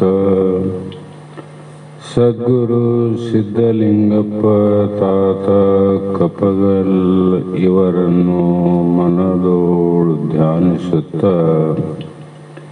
ತಮ್ಮೆಲ್ಲರಿಗೂ ಅನಂತ ವಂದನೆಗಳನ್ನು ಸಮರ್ಪಿಸುತ್ತ ಈ ದಿನ ಶ್ರೀಮದ್ ಭಗವದ್ಗೀತೆ ಎನ್ನುವ ಗ್ರಂಥದ 13ನೇ ಅಧ್ಯಾಯದ 16ನೆಯ ಶ್ಲೋಕ ಇಂದಿನ ಆಧಾರದ ವಿಷಯವಾಗಿದ್ದು, ಈ ವಿಷಯವನ್ನು ಕುರಿತು ಇಲ್ಲಿಯವರೆಗೆ ಸಿಂಹಾವಲೋಕನ ಮಾಡಿದಂಥ ಪ್ರಭು ಮುಂದಿನ ವಿಷಯವನ್ನು ವಿಚಾರ ಮಾಡ್ತಾ ಈ ಶ್ಲೋಕದಲ್ಲಿ ಅವಿಭಕ್ತಂ ಚ ಭೂತೇಷು ವಿಭಕ್ತಮಿವ ಚ ಸ್ಥಿತಂ ಭೂತಭರ್ತ ಚ ತಜ್ಞೇಯಂ ಗ್ರಹಿಷ್ಣು ಪ್ರಭು ವಿಷ್ಣು ಚ ಅಂತ ಇಲ್ಲಿ ಹೇಳ್ತಾ ಬಂದರು. ಅರ್ಥ, ಕೃಷ್ಣ ಭಗವಂತ ಅರ್ಜುನನಿಗೆ ಆಗ್ನೇಯ ರೂಪನಾದ ಕ್ಷೇತ್ರಜ್ಞನು ಎಲ್ಲ ಭೂತಗಳಲ್ಲಿ ಅಖಂಡವಾಗಿ ಏಕರಸವಾಗಿ ಆಕಾಶ ಸರ್ವಗತಶ್ಚ ನಿಶ್ಚಿತ, ಆಕಾಶ ಹೇಗೆ ಪರಿಪೂರ್ಣವಾಗಿ ಏಕದೇಶವಾಗಿ, ಏಕದೇಶಕ್ಕಂದ್ರೇನು, ಆಕಾಶ ಎಲ್ಲಿ ಛಿದ್ರ ಆಗಿಲ್ಲ ನೋಡ್ರಿ, ಅಲ್ಲಿ ಅರ್ಧ ಇಲ್ಲಿ ಅರ್ಧ ಪೂರ್ವಕ್ಕರ್ಧ ಪಶ್ಚಿಮಕ್ಕರ್ಧ ಅಂತಿಲ್ಲ. ಅದೇ ಪ್ರಕಾರವಾಗಿ ಜ್ಞೇಯ ಸ್ವರೂಪನಾದವನು ಕ್ಷೇತ್ರಜ್ಞನು, ಚೈತನ್ಯ ಸ್ವರೂಪನಾದವನೇ ಪರಮಾತ್ಮನು. ಹಾಗಾಗಿ ಮನೆಯನ್ನು ಕಟ್ಟಿದಂಥ ಮನುಷ್ಯ ಮನೆ ಹೇಗೆ ಆಗುವುದಿಲ್ಲವೋ ಆಗಲಿಕ್ಕೆ ಸಾಧ್ಯ ಅದೇನು, ಮನೆಯೇ ಬೇರೆ ತಾನೇ ಬೇರೆ. ವಾಸ್ತವಿಕವಾಗಿ ನಾವು ಮನೆ ನಂದು, ಅದು ಅವರ ಮನೆ, ಇದು ಇವರ ಮನೆ ಅಂತ ವ್ಯಾವಹಾರಿಕವಾಗಿ ಹೇಳುವುದು ಸತ್ಯ, ಇಲ್ಲ ಅಂತಲ್ಲ. ಆದರೂ ಆ ಮನೆ ಅವರದಾದರೂ ಕೂಡ ಆತಗ ಆ ಮನೆಯೇ ಬೇರೆ ತಾನು ಬೇರೆ. ನಮಗೆ ಈ ಮನೆಯಾದರೂ ಕೂಡ ಮನೆಯೇ ಬೇರೆ ನಾನು ಬೇರೆ. ಯಾಕಂದರೆ ಮನೆಯನ್ನು ಕಟ್ಟಬೇಕು ಅಂತ ವಿಚಾರ ಮಾಡಿದವನು ನಾನೇ, ಮನೆಯನ್ನು ಕಟ್ಟಿಸಿದವನು ನಾನೇ, ಮನೆಗೆ ಏನು ಬೇಕು ಎಲ್ಲವನ್ನ ವ್ಯವಸ್ಥೆವಾಗಿ ತಂದಿಟ್ಟವನು ನಾನೇ. ಹೌದಿಲ್ಲ? ಇಷ್ಟಿದ್ರೂ ಕೂಡ ಮನೆ ಬೇರೆ ನೀನು ಬೇರೆ. ಅದರಂತೆ ಭಗವಂತ ಪರಮಾತ್ಮ ಈ ಜಗತ್ತನ್ನು ಹೇಗೆ ಸೃಷ್ಟಿ ಮಾಡಬೇಕು ಅಂತ ವಿಚಾರ ಮಾಡಿ ಅವನು ಸೃಷ್ಟಿ ಮಾಡಬೇಕು ಅಂತ ವಿಚಾರ ಮಾಡಿದ್ದು ಅವನದೇ, ಸೃಷ್ಟಿ ಮಾಡಿದ್ದು ಅವನದೇ, ಲಯ ಆಗೋದು ಅವನಿಂದೇ. ಆದರೂ ಕೂಡ ಮನೆ ಮಾಲಕನಿಗೆ ಮನೆಯ ಸಂಬಂಧ ಹೇಗಿಲ್ಲವೋ ಅದರಂತೆ ಭಗವಂತ ಸೃಷ್ಟಿ ಮಾಡಿದಂಥ ಸರ್ವ ಜೀವಿಗಳ ಧರ್ಮ ಕರ್ಮಗಳು ಭಗವಂತನಿಗೆ ಸಂಬಂಧಿಲ್ಲ. ಹಾಗಾಗಿ ಇಲ್ಲಿ ಅನಂತ ರೀತಿ ತತ್ವಜ್ಞೇಯಂ ಅಂತ ಅನ್ನುವಂಥ ವಿಷಯದಲ್ಲಿ ಇದು ಯಾಕೆ ಹಿಂಗಾಯಿತು ಅಂದರೆ ತಮಸ ಪರಂ ಅಂದರು. ಆತ್ಮವಸ್ತು ಏನಾಯಿತು ಅಂದರೆ ಅವಿದ್ಯ ಉಪಾದಿಯಿಂದ ಅದು ಮಾಯೆ ಅಂತ ಅನ್ನಿಸಿಕೊಂಡು ಅಂಧಕಾರಕ್ಕೆ ಅತೀತವಾದದ್ದು. ಅಂಧಕಾರ ಅಂದರೆ ಕತ್ತಲದಲ್ಲ, ಈ ಕತ್ತಲಕ್ಕಿಂತ ಬಹಳ ಸಾಮರ್ಥ್ಯ ಇರುವಂಥ ಕತ್ತಲು, ಅದು ಮಾಯೆ. ಅಂದರೆ ಅಂಧಕಾರಕ್ಕೆ ಬಹಳ ಅತೀತವಾದದ್ದು ಅಂದರೆ ಅದು ಬ್ರಹ್ಮನಷ್ಟು ದೊಡ್ಡದಲ್ಲ. ಅಂಧಕಾರನೇ ಬಹಳ ದೊಡ್ಡದಿತ್ತಂದರೆ ಬೆಳಕು ಸಣ್ಣದಾತಿತ್ತು. ಬೆಳಕು ದೊಡ್ಡದು, ಕತ್ತಲು ದೊಡ್ಡದು, ಬೆಳಕು ದೊಡ್ಡದು. ಅದರಂತೆ ಅವಿದ್ಯ ಅನ್ನೋದು, ಮಾಯ ಅನ್ನೋದು ಏನಾಯಿತು ಅಂದರೆ ನಮ್ಮ ಸ್ವರೂಪಕ್ಕೆ ಅದು ಸಂಬಂಧಪಟ್ಟದ್ದಲ್ಲ. ನಮ್ಮ ಸ್ವರೂಪಕ್ಕೆ ಸಂಬಂಧ ಇಲ್ಲ. ಆಕಾಶಕ್ಕೆ ಮೋಡದ ಸಂಬಂಧ ಅದೇನು? ಆಕಾಶದಲ್ಲಿ ಮೋಡ ಇಲ್ಲೇನು? ಆಕಾಶದ ಆಶ್ರಯದಲ್ಲೇ ಮೋಡ ಅದ. ಆ ಮೋಡ ಆಕಾಶಕ್ಕೆ ಯಾವುದೇ ಧಕ್ಕೆ ಇಲ್ಲ, ಸಂಬಂಧನಿಲ್ಲ. ತೋರೋದು ಬಿಟ್ಟಿಲ್ಲ, ಸಂಬಂಧ ಇಲ್ಲ.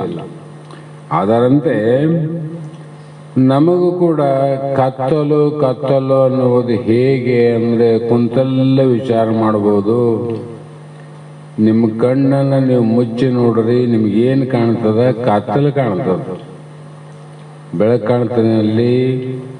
ಹಾಗೆ ದೃಶ್ಯವಾಗಿ ಕಾಣುವ ಕತ್ತಲೆ ನಾನಲ್ಲ.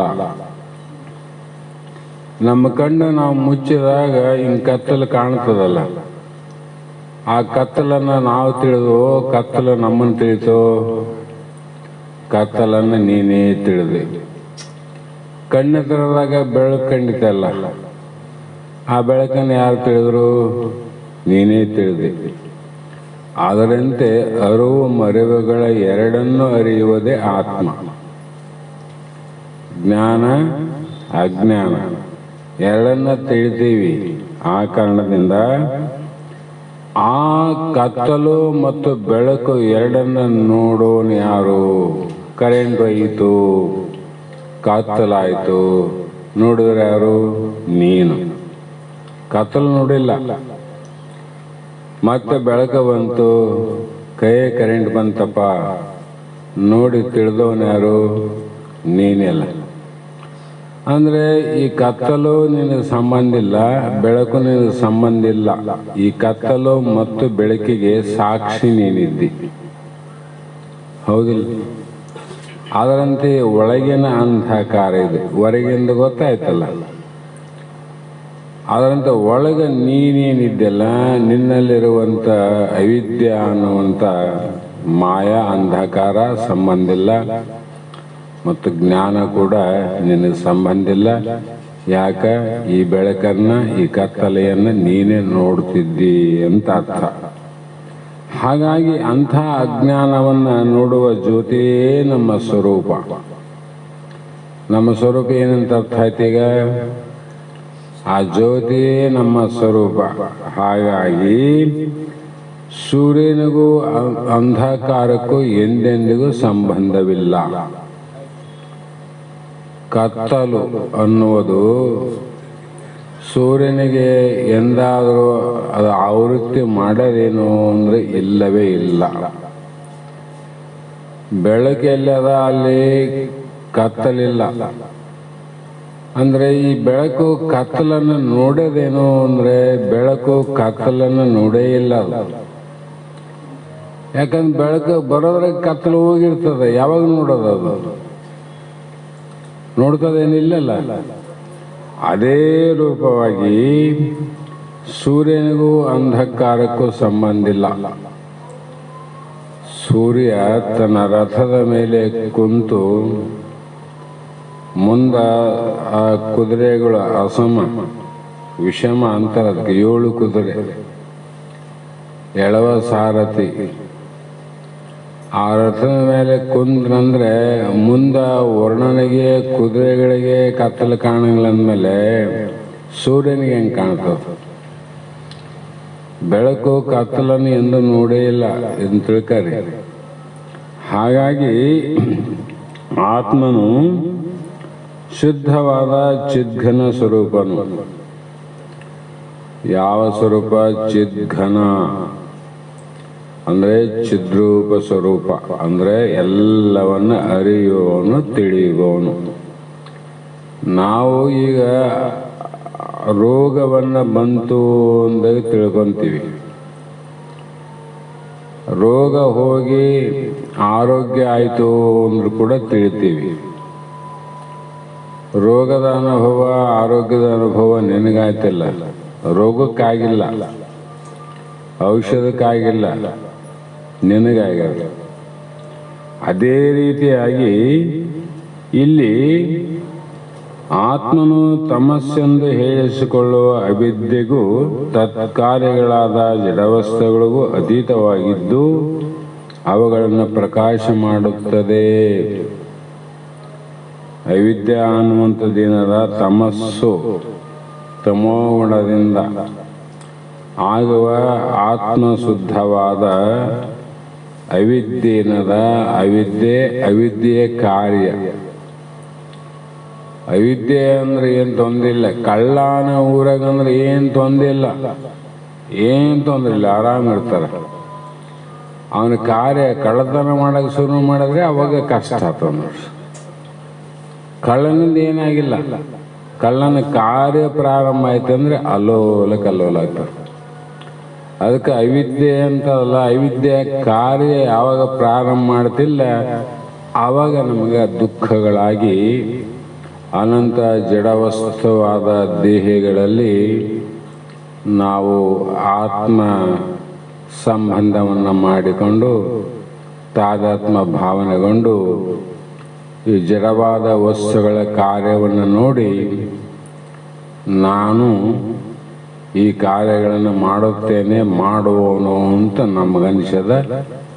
ಅದಕ್ಕೆ ನಾವು ಮಾಡೀವಿ ಅಂತ ಯಾವಾಗ ಅಂತೀವಿ ಅದರ ಸುಖ ದುಃಖ ನೀನೇ ಅನುಭವಿಸ್ಬೇಕು. ತಾತ ಒಂದು ದೃಷ್ಟಾಂತ ಹೇಳ್ತಿದ್ದ. ಅರಣ್ಯದಲ್ಲಿ ಕಾರವಾರ ಸೈಡ್ ಹೋದರೆ ಅಲ್ಲಿ ಎಂಥ ಮರಗಳು ಅಂದರೆ ಬರೀ ಗಂಧದ ಮರ, ತೇಗು ಮರ, ಅಷ್ಟು ಬೆಲೆ ಉಳ್ಳುವಂಥ ಮರಗಳು. ಅಲ್ಲೆಲ್ಲ ಚೆಕ್ ಪೋಸ್ಟ್ ಇರ್ತಾವ, ಯಾರು ಕಡಿತಾರೇನೋ ತಗೊಂಡು ಹೋಗ್ತಾರೇನೋ ಅಂತ ಅರಣ್ಯ ಅಧಿಕಾರಿಗಳು ಗಸ್ತು ತಿರುಗ್ತಾರೆ ಅಲ್ಲೆಲ್ಲೆಲ್ಲೆಲ್ಲಿ. ಅಲ್ಲೊಬ್ಬ ವ್ಯಕ್ತಿ ಇದ್ದ. ಅವನು ವ್ಯಾಪಾರ ಏನು, ವ್ಯವಹಾರ ಕಾರ್ಯ ಏನಂದರೆ ಆಳನ್ನು ಕರ್ಕೊಂಡು ಹೋಗೋದು, ಅಲ್ಲಿ ಚಲೋ ಮರವನ್ನು ಕಡಿಯೋದು, ಅವನ ತಲೆ ಮೇಲೆ ಒರೆಸಿಕೊಂಡು ಮತ್ತೆ ಮನೆಗೆ ಬರೋದು. ಆಮೇಲೆ ವ್ಯಾಪಾರ ಮಾಡಿ ಹಣವನ್ನು ಗಳಿಸುವುದೇ ಅವನ ಕಾಯಕ. ಇದು ಬಹಳ ದಿನ ನಡೀತಿತ್ತು. ಅರಣ್ಯ ಅಧಿಕಾರಿಗಳಿಗೆ ಸಂಶಯ ಬಂತು, ಯಾರು ಕಡಿತಾರ ದಿವಸ 1-2 ಮರ ಇಲ್ಲಿ ಕಡ್ದಿರ್ತಾರ, ಯಾರಿರಬಹುದು ಅಂತ ಸಂಶಯ ಬಂತು. ಆದ್ರೆ ಕಣ್ಣು ಹಿಡಿಬೇಕಲ್ಲ. ಅವ್ರು ವಿಚಾರ ಮಾಡಿದ್ರು, ನೋಡೋಣ ಕಾಯೋಣ ಅಂಥೇಳಿ ಭಾಳ ಶಿಸ್ತಿನಿಂದ ಜಾಗೃತರಾಗಿ ಅಲ್ಲಲ್ಲಿ ಕಾವಲುಗಾರಾಗಿದ್ರು. ಇವನು ಪ್ರತಿದಿನಂತ ಮಾಲಕ ಏನು ಮಾಡ್ದ, ಆಳನ್ನು ಕರ್ಕೊಂಡ ಹೋದ, ಕಡಿ ಗಿಡ ಅಂದ, ಗಿಡ ಕಡ್ದ, ತುಕಡೆ ಮಾಡಂದ, ಮಾಡದ, ಕರು ಕಟ್ಟಿದ, ತಲೆ ಮೇಲೆ ಹೊತ್ಕೊಂಡ, ನಡಿ ಅಂದ. ಇಬ್ಬರು ಜೋಡಿಲೆ ಬರ್ತಿದ್ರು. ಅಂಥ ಸಮಯದಲ್ಲಿ ಅರಣ್ಯಾಧಿಕಾರಿಗಳು ಸಿಕ್ಕ ಅಂಥೇಳಿ ಹೋಗಿ ಅವನು ನಿಲ್ಲಿಸಿದ್ರು. ನಿಲ್ಲಿಸಿ ತಪಾಸಣೆ ಮಾಡಿದ್ರು. ಈ ಯಾರು ಒಂದು ಈ ಕಟ್ಟಿಗೆ ಯಾರು? ಆ ಮಾಲಕಂದ ನನ್ನವಲ್ರಂದವನು, ನಾನೇನು ಮಾಡಿಲ್ಲ, ನಂದಲ್ಲ ಅಂದ. ಮತ್ತೆ ಈ ಕೂಲಿ ಮಾಡೋನು ಮತ್ತೆ ಮಾಲಕನಿಗೆ ಒಯ್ದು ಹಾಕ್ತಿದ್ನೋ ತಮ್ಮನಿಗೆ ಒಯ್ತಿದ್ನೋ ಅವನು. ಮಾಲಕನ ಆಜ್ಞೆ ಮ್ಯಾಗ ಅವನು ಮಾಡ್ತಿದ್ದ. ಅವಾಗ ಕರೆ ಹೇಳ್ತಮ್ಮ, ಗಿಡ ಯಾರು, ಮರ ಯಾರು ಕಡ್ದಾರಂದ. ಅವಾಗ ನಾನೇ ಕಡ್ದನಂದ. ನಡಿ ಜೈಲಿಗಂದ. ಯಾಕಂದ್ರೆ ಅವನು ಒತ್ತಗಂಡನ ತಲೆ ಮೇಲೆ ಆ ಒಂದು ಉದ್ದೇಶಕ್ಕಾಗಿ ಅವನು ತನಗಾಗಿ ಕಾರ್ಯ ಮಾಡದಿದ್ದರೂ ಕೂಡ ಅದು ಆರೋಪ ಯಾರ ಮೇಲೆ ಬಂತು? ಅವನ ಸೇವಕ ಮೇಲೆ ಬಂತು ನೋಡ್ರಿ. ಯಾಕ ಮಾಲಕ ನನವಲ್ಲ ಅಂದ, ಇವು ನನವಂದ. ಅಲ್ಲಂದದಕ್ಕೆ ಅವನಿಗೆ ಶಿಕ್ಷೆ ಆಗಲಿಲ್ಲ, ಹೌದು ಅಂದವನಿಗೆ ಶಿಕ್ಷೆ.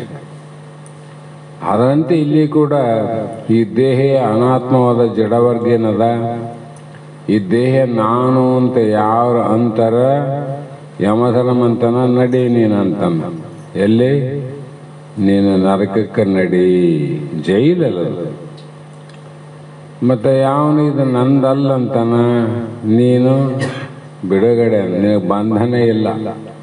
ಅವನಿಗೆ ಬಂಧನ ಮಾಡಿದ್ರೇನು ಮಾಡಿಲ್ಲ. ಅದರಂತೆ ಇಲ್ಲಿಯೂ ಕೂಡ ಏಕವಾದ ಆತ್ಮನನ್ನು ತಿಳಿದುಕೊಂಡರೆ ಸಮಸ್ತವನ್ನು ತಿಳಿದುಕೊಂಡಂತಾಗುತ್ತದೆ. ಅದಕ್ಕೆ ಏನು ಮಾಡೋರು ಅಂದರೆ ಮನೆಯೊಳಗಿನ ಬಯಲನ್ನು ತಿಳ್ಕೊಂಡ್ರೆ ಎಲ್ಲ ಮನೆಗಳು ತಿಳಿದಂಗಂತ. ನಾ ಭಾಳ ಸಲ ದೃಷ್ಟಾಂತ ಹೇಳ್ತಾನಲ್ಲ, ಗುರು ಶಿಷ್ಯರ ಹೊಂಟಿದ್ರು, ಬಡವನ ಮನೆಗೆ ಹೋದಾಗ ಶ್ರೀಮಂತಿಗೆ ಅಸೂಯೆ ಆಯಿತು. ಬಡವನ ಮನೆಯಲ್ಲಿ ಏನು ನೋಡಿದ್ರಿ, ನಮ್ಮ ಮನೆಯಲ್ಲಿ ಇಷ್ಟೆಲ್ಲ ಆದ, ಯಾಕೆ ಹೋಗಿದ್ರಿ ಅಂದಾಗ ಗುರುಗಳು ಹೇಳಿದರು, ನಿಮ್ಮ ಮನೆಯಲ್ಲಿ ಇದ್ದಿದ್ದೆ ಅವನ ಮನೆಯಲ್ಲಿ ಆದ, ಅವನ ಮನೆಯಲ್ಲಿ ಇದ್ದಿದ್ದೆ ನಿನ್ನ ಮನೆಯಲ್ಲಿ ಆದಂದ. ನಮ್ಮ ಮನೆಗಿದ್ದಿದ್ದು ಅವ್ರ ಮನೆಗೆ ಏನದ, ಅದಕ್ಕೆ ಚಾಪು ಇಲ್ಲ, ಒಡೆದು ಲೋಟ ಇಲ್ಲ, ಏನು ಕೊಡೋಕೆ ಒಂದು ಪಾತ್ರ ಇಲ್ಲ. ನಮ್ಮ ಮನೆಗಿದ್ದಿದ್ದು ಅವನ ಮನೆಗೆ ಆದಂತೆಲ್ಲ ಅಂದರೆ ನಾವು ನೋಡೋದು ಇರೋದನ್ನು, ಯಾವಾಗಲೂ ಇರೋದನ್ನು ನಾವು ನೋಡ್ತೀವಿ. ನೀನು ಇರಲಾರ್ದನ್ನು ನೀನು ನೋಡಿ ನಮ್ಮ ಮನೆಗಿದ್ದದ್ದು ಅವನ ಮನೆಗಿಲ್ಲಂದು. ಆದ್ರೆ ಅವನ ಮನೆಯಲ್ಲಿದ್ದಂಥ ಬಯಲೇನದ ಅದೇ ಬಯಲು ನಿನ್ನ ಮನೆಯಲ್ಲಿ ಆದ. ಸಮಸ್ತ ದೃಷ್ಟಿಯಿಂದ ನೋಡ್ಬೇಕಲ್ಲ. ಹಾಗಾಗಿ ಇಲ್ಲಿ ಏಕವಿಜ್ಞಾನೇನ ಸರ್ವವಿಜ್ಞಾತಂ ಭವತಿ ಎಂದು ಉಪನಿಷತ್ತು ಹೇಳಿದಂದ್ರವರು. ವಿದ್ಯೆಯ ಮರ್ಮವನ್ನೆಲ್ಲ ಕಲಿತನು ಎಂದು ಭಕ್ತ ಪ್ರಹ್ಲಾದನು ಹೇಳಿದ್ದಕ್ಕೆ ಇದೇ ಅರ್ಥ. ಮತ್ತೆ ಆತ್ಮಜ್ಞಾನ ಅಗಮ್ಯವಾಗಿದೆ ಅಂದರೆ ಆತ್ಮನು ಜ್ಞಾನದಿಂದಲೇ ಪಡೆಯತಕ್ಕವನೆಂದರ್ಥ. ಆತ್ಮ ಎದರಿಂದ ಪಡೀಲಿಕ್ಕೆ ಸಾಧ್ಯ ಅದ ಅಂದರೆ ಇಲ್ಲಿ ಪೂರ್ವ ಸಾಧನೆಗಳೇ ಪರಮ ಸಾಧನೆಗಳಲ್ಲ. ಉತ್ತರ ಸಾಧನೆಗಳೇನದ ಅದು ಜ್ಞಾನ ಅದ. ಉತ್ತರ ಭಾಗದೋಳು ಅಲ್ಲಿ ಅದು ಉಪನಿಷತ್ತು. ತಲೆ ಪಾದದಾಗ ಅದು, ಸೊಂಟದಲ್ಲಿ ಅದು, ಎದೆಗಾದು, ಭುಜದ ಮೇಲೆ ಅದು ನೋಡ್ರಿ. ತಲೆ ನೋಡ್ಬೇಕಾದ್ರೆ ಅಲ್ಲೇ ನೋಡ್ಬೇಕಲ್ಲ. ಆ ತಲೆಯಲ್ಲಿ ಏನದ, ಅಲ್ಲಿ ಅಗಮ್ಯವಾದಂಥ ಏನೇನು ದೇಹದ ಎಲ್ಲ ಭಾಗದಲ್ಲಿ ಇರಲಾರದಂಥ ಅತ್ಯಂತ ಅಮೂಲ್ಯವಾದ ವಸ್ತುಗಳು ಅಲ್ಲಿ ಅವ. ಶಿಖರ ಇಲ್ಲಿಂದಲ್ಲ ಎಲ್ಲ ತಿಳಿಯೋದು. ಹಾಗಾಗಿ ಉಪನಿಷತ್ತುಗಳಲ್ಲಿ ಶಿರೋಭಾಗ ಅಂದರೆ ದೇಹದ ಶಿರದಲ್ಲಿ ಏನೇನು ಉತ್ತಮವಾದದ್ದು ಇದೆಯೋ ಅದೆಲ್ಲವೂ ಉಪನಿಷತ್ತುಗಳಲ್ಲಿ ಉತ್ತಮವಾದ ಆತ್ಮಜ್ಞಾನದ ಅನುಭವವನ್ನು ಮಾಡಿಕೊಳ್ಳುವಂಥ ಎಲ್ಲ ಜ್ಞಾನ ಅದಂದ್ರು. ಅಂಥ ಜ್ಞಾನದಿಂದಲೇ ಆತ್ಮನನ್ನು ತಿಳಿಬೇಕು. ಕರ್ಮದಿಂದ ತಿಳಿಲಿಕ್ಕೆ ಸಾಧ್ಯ ಇಲ್ಲ. ಅದಕ್ಕೆ ಜ್ಞಾನ ದೇವತೋ ಕೈವಲ್ಯಂ, ಅದಕ್ಕೆ ಇಷ್ಟೇ ಇರೋದು. ಅದಕ್ಕಾಗಿ ಇಲ್ಲಿ ಧರ್ಮ ಮೀಮಾಂಸಕ ಬ್ರಹ್ಮ ಮೀಮಾಂಸಕ ಅಂತ ಎರಡು ಭಾಗ ಅವ. ಧರ್ಮ ಅಂದ್ರೇನು, ಬ್ರಹ್ಮ ಅಂದ್ರೇನು ಅಂತ ಅರ್ಥ ಮಾಡಿದಾಗ, ಧರ್ಮ ಮೀಮಾಂಸಕಂದ್ರೆ ಅಲ್ಲಿ ಭಕ್ತಿ ಅಂತ, ಭಕ್ತಿಯನ್ನ ಅರಿಯುವುದು. ಮತ್ತು ಬ್ರಹ್ಮ ಮೀಮಾಂಸಕಂದ್ರೆ ಅದು ಉತ್ತರ ಭಾಗದಲ್ಲಿರ್ತಕ್ಕಂಥ ನಿನ್ನ ಸ್ವರೂಪವನ್ನು ಸಾಕ್ಷಾತ್ಕಾರ ಮಾಡಿಕೊಳ್ಳುವುದು. ಇವೆರಡನ್ನ ಯಾಕೆ ಹೇಳಿದರು ಅಂದರೆ, ಧರ್ಮವನ್ನು ವಿಚಾರ ಮಾಡಲಾರದವರಿಗೆ ಬ್ರಹ್ಮವನ್ನು ವಿಚಾರ ಮಾಡಲಿಕ್ಕೆ ಬರುವುದಿಲ್ಲ. ಇದು ಪಕ್ಕ ತಿಳ್ಕೋಬೇಕು. ಧರ್ಮವನ್ನು ತಿಳಿಲಾರ್ದ ಬ್ರಹ್ಮನನ್ನು ಹೆಂಗೆ ತಿಳಿತಿದ್ದಿ? ಆ ಬ್ರಹ್ಮನನ್ನ ತಿಳಿದ ಮೇಲೆ ಧರ್ಮ ಅನ್ನುವಂಥದ್ದು ತಿಳಿಯುವ ಅವಶ್ಯಕತೆ ಅವಾಗಿಲ್ಲ. ಅಲ್ಲಿವರೆಗೂ ಧರ್ಮ ಮೊದಲು. ಹಾಗಾಗಿ ಇಲ್ಲಿ ಅನಂತ ವಿಚಾರಗಳನ್ನು ಮಾಡಿ ಸೂರ್ಯ ಪ್ರಕಾಶದಲ್ಲಿ ಇದ್ದರೂ ಅಂಧನು ಸೂರ್ಯ ಪ್ರಕಾಶವನ್ನು ನೋಡಲಾರ.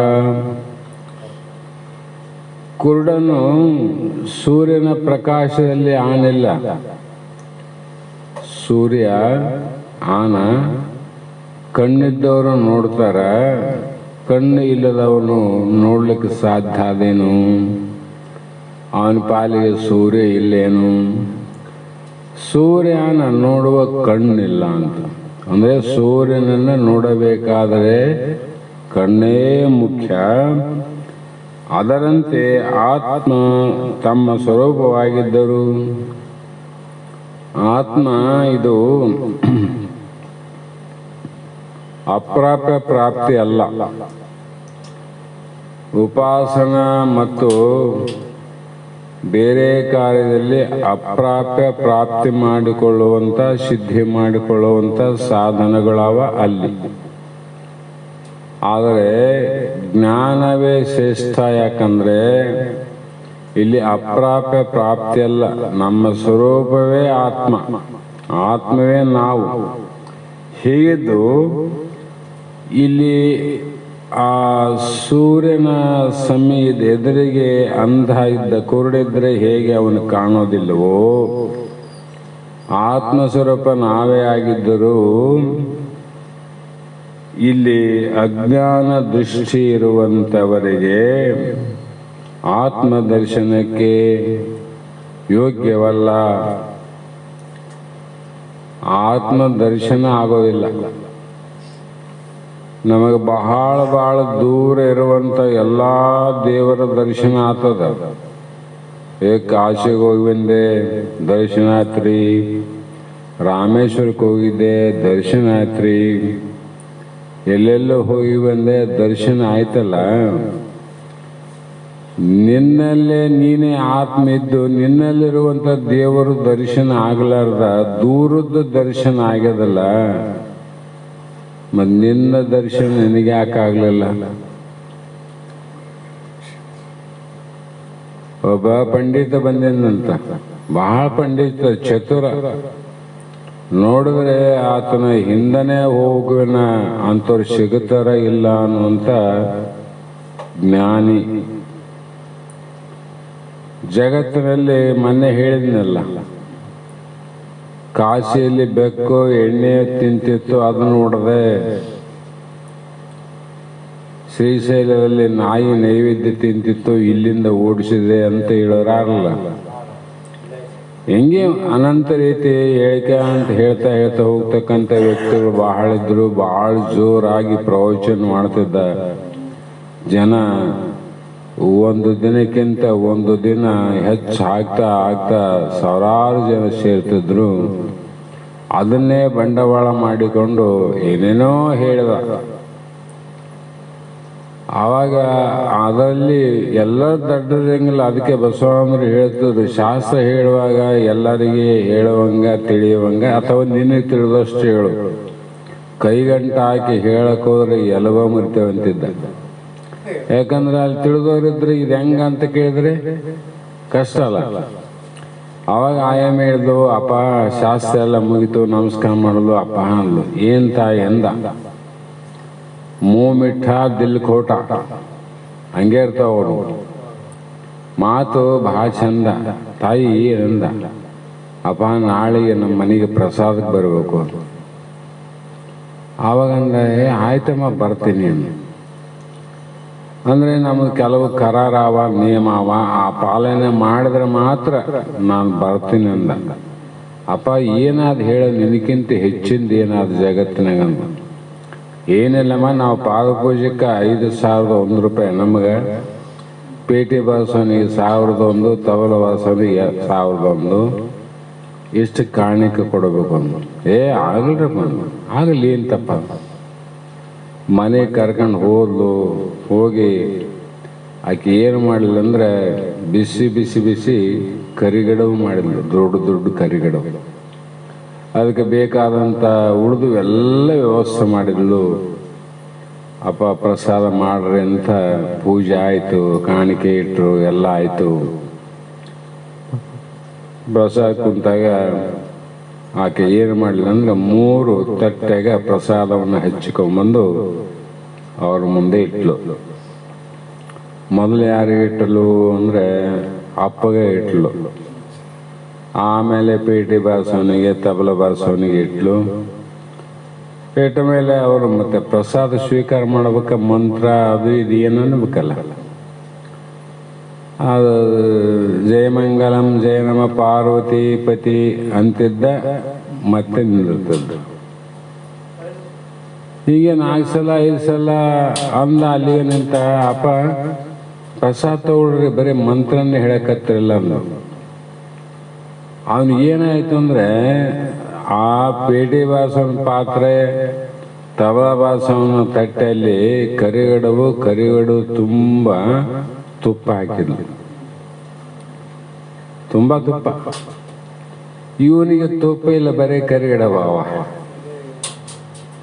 ಅವನು ತುಪ್ಪ ಸಲುವಾಗಿ ಯೋಚನೆ ಮಾಡಿ ಪೂರ್ಣ ಆಗಿಲ್ಲ ಪಾಪ, ಅಯ್ಯಮ್ಮ ಮರ್ತಲೋ ಏನೋ ಆಗದಂತ ನೆನಪು ಮಾಡಬೇಕಂತ ವಿಚಾರ ಮಾಡಿ ಹಲವು ರೀತಿ ಮಾಡಿದ. ನೇರವಾಗಿ ಕೇಳಾರ್ದ, ಅಮ್ಮ ದನಗಳ ಎಷ್ಟಾವ, ಎಷ್ಟು ಐನೆ ಕೊಡ್ತಾವ ಅಂತ ಕೇಳೋದು, ಜಯಮಂಗಲಂ ಜಯನಮ ಅನ್ನೋದು ನಿಂದ್ರೋದು. ಆವಾಗ ಆಕೆ ತುಪ್ಪ ನೀಡಲಿಲ್ಲ. ಮತ್ತು ಅನಿವಾರ್ಯವಾಗಿ ಹೇಳ್ದ, ಅಮ್ಮ ತಾಯಿ ಇದು ಯಾಕೆ ಪ್ರಸಾದಕ್ಕೆ ನಿಂತದಂದ್ರೆ ನನಗೆ ತುಪ್ಪ ನೀಡದ ಮರ್ತದಲ್ಲ ತಾಯಿ ಅಂದ. ಆವಾಗ ಆಕೆ ಅಂದ್ಲು, ಆಯ್ತಪ್ಪ. ಆಕೆ ಏನು ಮಾಡಿದ್ಲು ಅಂದರೆ ಕರಿಗಡುಬು ಒಳಗೆ ಹೂರ್ಣ ಇಲ್ಲದೆ ತುಪ್ಪ ತುಂಬಿ ಕರಿಗಡುಬು ಮಾಡಿದ್ಲು. ಕರಿಗಡುಬು ಒಳಗೆ ಬರೀ ತುಪ್ಪ. ಇವರಿಗೆ ಕರಿಗಡುಬು ಮೇಲೆ ತುಪ್ಪ, ಇವನಿಗೆ ಒಳಗಾಯ್ತಿಲ್ಲ ತುಪ್ಪ. ಅಲ್ಲಪ್ಪ ಅಪ್ಪ, ನೀನು ಅಲ್ಲಿ ಬೆಕ್ಕು ಹೊಡೆದು ಇಲ್ಲಿದ್ದ ಅದು ಕಂಡಿತು, ಇಲ್ಲಿದ್ದ ಅಲ್ಲಿ ನಾಯಿ ಕಂಡಿತು, ಕರಿಗಡುಬು ಒಳಗೆ ಇದ್ದಿದ್ದೆ ತುಪ್ಪ ಕಂಡಿಲ್ಲ ಅಂದ್ರೆ ನೀನ್ ಯಾವನು ಅಂದ್ಬಿಟ್ಲು ನೋಡು. ಇಂಥ ನೀನು ಎಷ್ಟು ಮಂದಿ ಮೋಸ ಮಾಡ್ತಿದ್ದಿ. ಮತ್ತು ಅಷ್ಟು ದೂರ ಕಂಡದ್ದು ಇಲ್ಲೇ ಕೈಯಾಗಿದ್ದದ್ದು ಕರಿಗಡುಬಿನ ಒಳಗೆ ತುಪ್ಪಿದ್ದದ್ದು ಗೊತ್ತಾಗಿಲ್ಲ ಅಂದ್ರೆ ಅಲ್ಲಿದ ಹೆಂಗೆ ಗೊತ್ತಾಯ್ತು? ಹಿಂಗ ಹೇಳಿ ಜನರಿಗೆ ಮೋಸ ಮಾಡ್ತಿದ್ದಿ. ಅದ್ರೊಳಗೆ ತುಪ್ಪ ಅದ ನೋಡು ಅಂತ ಹಿಂಗೆ ಒಡೆದು ನೋಡ್ತಾನ, ಕರಿಗಡುಬು ತುಂಬ ಬರೀ ತುಪ್ಪ. ಈ ಮಾತು ಕೇಳಿದಾಗ ಅವನು ನಡ್ಕ ಬಂತು, ಅಮ್ಮ ನನ್ನ ತಪ್ಪಾಯ್ತಂದ. ತಪ್ಪಾಯ್ತು ನಾನು. ಮತ್ತೆ ಈ ಸುದ್ದಿ ನೋಡಮ್ಮ ಯಾರಿಗೆ ನೀ ಹೇಳಬಾರ್ದು ಅಂದ. ದಯವಿಟ್ಟು ಯಾರಿಗೆ ಹೇಳಕ್ ಹೋಗ್ಬೇಡ. ಮಂದಿಗೆಲ್ಲ ಹೇಳಿ ಪ್ರಸಿದ್ಧ ಆಗಿ ಈ ಕಡೆ ರೊಕ್ಕ ತುಂಬ್ಯಾವ. ಮತ್ತೆ ಇದನ್ನು ಹೇಳಿದ್ರೆ ತೆಲುಗೊಂದು ಏಟು ಹಾಕಿ ನನ್ನ ಬಾರಿಸಿ ಕಳಿಸ್ತಾರ, ದಯವಿಟ್ಟು ಹೇಳಬಾರ್ದು ಅಂದ. ಆಕೆ ಅಂದ್ಲು, ನನ್ನೊಂದು ಶರ್ತ ಅಂದ್ಲು, ಎಷ್ಟು ದಿನ ಏನೇನು ರೊಕ್ಕ ಜಮಾಯಿಸಿದ್ದೆ ಅದೆಲ್ಲ ನಾನು ಕೊಟ್ರೆ ನಾ ಹೇಳಂಗಿಲ್ಲ ಅನ್ಲಕ್ಕೆ. ನನಗೆ ಕೊಡು, ನಾನು ಅಂದ್ರೆ ಹೇಳಂಗಿಲ್ಲ. ಇಲ್ಲಂದ್ರೆ ಈ ಶಾಸ್ತ್ರ ಬರ್ತೀನಿ ಸದ್ಯ ನಿನ್ನಿಂದನೇ ಹೇಳ್ತ ನೋಡಂದು. ಅವಾಗಂದ, ಇದೇನು ಬಂತ ಭಜಿತ, ನನ್ನ ಬೈಲೆಲ್ಲ ಹೊರಗೆ ಆಗ್ತದ, ಮರ್ಯಾದೆ ಹೋಗ್ತದ ಅಂತ ಭಾವದಿಂದ ಆಯ್ತಂದ. ತಗಂದ. ಎರಡನೇದ್ದಾದಂದ್ಲಕ್ಕೆ. ಎರಡನೇದ್ದು, ನಮ್ಮೂರಲ್ಲಿ ಇಂಥ ಮೋಸದ ಮಾತನ್ನ ಮೊರಳನ್ನ ಮಾಡಿ ಅಲ್ಲಿ ದೇವರು ಇಲ್ಲಿ ದೇವರು, ಅಲ್ಲಿದು ಇಲ್ಲಿದು ಅಂತ ಮೋಸದ ಮಾತುಗಳನ್ನು ಹೇಳಿ ಮರಳು ಮಾಡೋದು ಬಿಡಬಾರ್ದು. ಯಾವ್ರಾಗಿನ ಮುಂದೆ ಹಿಂಗೆ ಹೇಳಬಾರ್ದು. ಮತ್ತೆ ಯಾವ್ರಾಗನ ಹೇಳಕತ್ತಿದ್ದೆ ಅಂತ ಗೊತ್ತಾದ್ರೆ ಅಲ್ಲಿಗೆ ಬಂದು ಹೇಳಕ್ಕೆ. ಈ ಸಂಪತ್ತನ್ನು ಕೊಡಬೇಕು, ಮುಂದೆ ಯಾರಿಗೆ ಹಿಂಗೆ ಹೇಳಬಾರದು. ಇದ್ರಂಗ ನಮ್ಮ ಒಳಗಿದ್ದದ್ದೇ ನಮಗೆ ಕಾಣವಲ್ತು, ಹೊರಗಿದ್ದದ್ದು ಎಲ್ಲ ದೇವರು ಕಂಡವ ನಮಗೆ. ಅದಕ್ಕೆ ಮಹಾತ್ಮರು ಹೇಳ್ತಾರೆ, ಯಾಕೆ ಹೇಳ್ತಂದ್ರೆ ಏಕ ವಿಜ್ಞಾನೇನ ಸರ್ವ ವಿಜ್ಞಾತಂ ಭಾತಿ. ಎಲ್ಲ ವಿದ್ಯೆಗಳಲ್ಲಿ ಬ್ರಹ್ಮ ವಿದ್ಯೆ ಅನ್ನುವಂಥದ್ದು ಬಹಳ ಶ್ರೇಷ್ಠವಾದದ್ದು, ಅದು ಏಕವಾದದ್ದು. ಅದರಿಂದ ನೀವು ತಿಳ್ಕೊಂಡ್ರೆ ಕ್ಷೇತ್ರಜ್ಞನು ಜ್ಞಾನಗಮ್ಯನೆಂದರೆ ಅವನು ಎಲ್ಲಿಯೂ ದೂರದಲ್ಲಿದ್ದು ಜ್ಞಾನದಿಂದ ತಿಳಿದು ಬರುತ್ತಾನೆ ಎಂದು ಅರ್ಥನಲ್ಲ. ಬ್ಯಾರೆ ಎಲ್ಲಿದ್ದ ತಂದು ಹಾಕಿಲ್ಲ ಎಂತುಪ್ಪ ಒಳಗಾದ ಅದು. ಅದಕ್ಕೆ ವೃದ್ಧಿ ಸರ್ವಸ್ಯ ವಿಷ್ಟಿತಂ ಅಂದ್ರೆ ಈ ದೇಹದಲ್ಲಿರುವಂತಹ ಕ್ಷೇತ್ರಜ್ಞನಾದ ನಾವು ಎಲ್ಲರ ಹೃದಯದಲ್ಲಿ ಇದ್ದೀವಿ. ಅವರ ಹೃದಯದಲ್ಲಿ ಇದ್ದಂಥ ಏನು ಜ್ಞಾನದ ಅರಿವು ಅದು ನಮ್ಮ ಹೃದಯದಲ್ಲಿ ಅದ. ನಮ್ಮ ಹೃದಯ ಅವರ ಹೃದಯದಲ್ಲಿ ಇರುವಂಥ ಅರಿವು ಸರ್ವ ಪ್ರಾಣಿಗಳಲ್ಲಿ ಸಮವಾಗಿ ಅದು. ಸರ್ವಭೂತೇಶು ಗೂಢವಾಗಿ ಗುಪ್ತವಾಗಿ ಎಲ್ಲೆಲ್ಲ ಅದ. ಅದಕ್ಕಾಗಿ ಆತ್ಮ ಸರ್ವತ್ರ ಅಖಂಡ. ಊರನ್ನ ಭಾಗ ಮಾಡಿದ ಯಾವ್ದು ಮನೆಗಳು ಭಾಗ ಮಾಡ್ಯಾವೋ ಬಯಲು ಭಾಗ ಮಾಡಿದ್ರು, ಒಂದೇ ಬಯಲಿತ್ತು. ಇದೆಲ್ಲ ಮೊದಲು KBC ಬರೋದಕ್ಕಿಂತ ಬರೇ ಬಯಲೇ ಬಯಲು ಬಯಲೇ ಬಯಲು.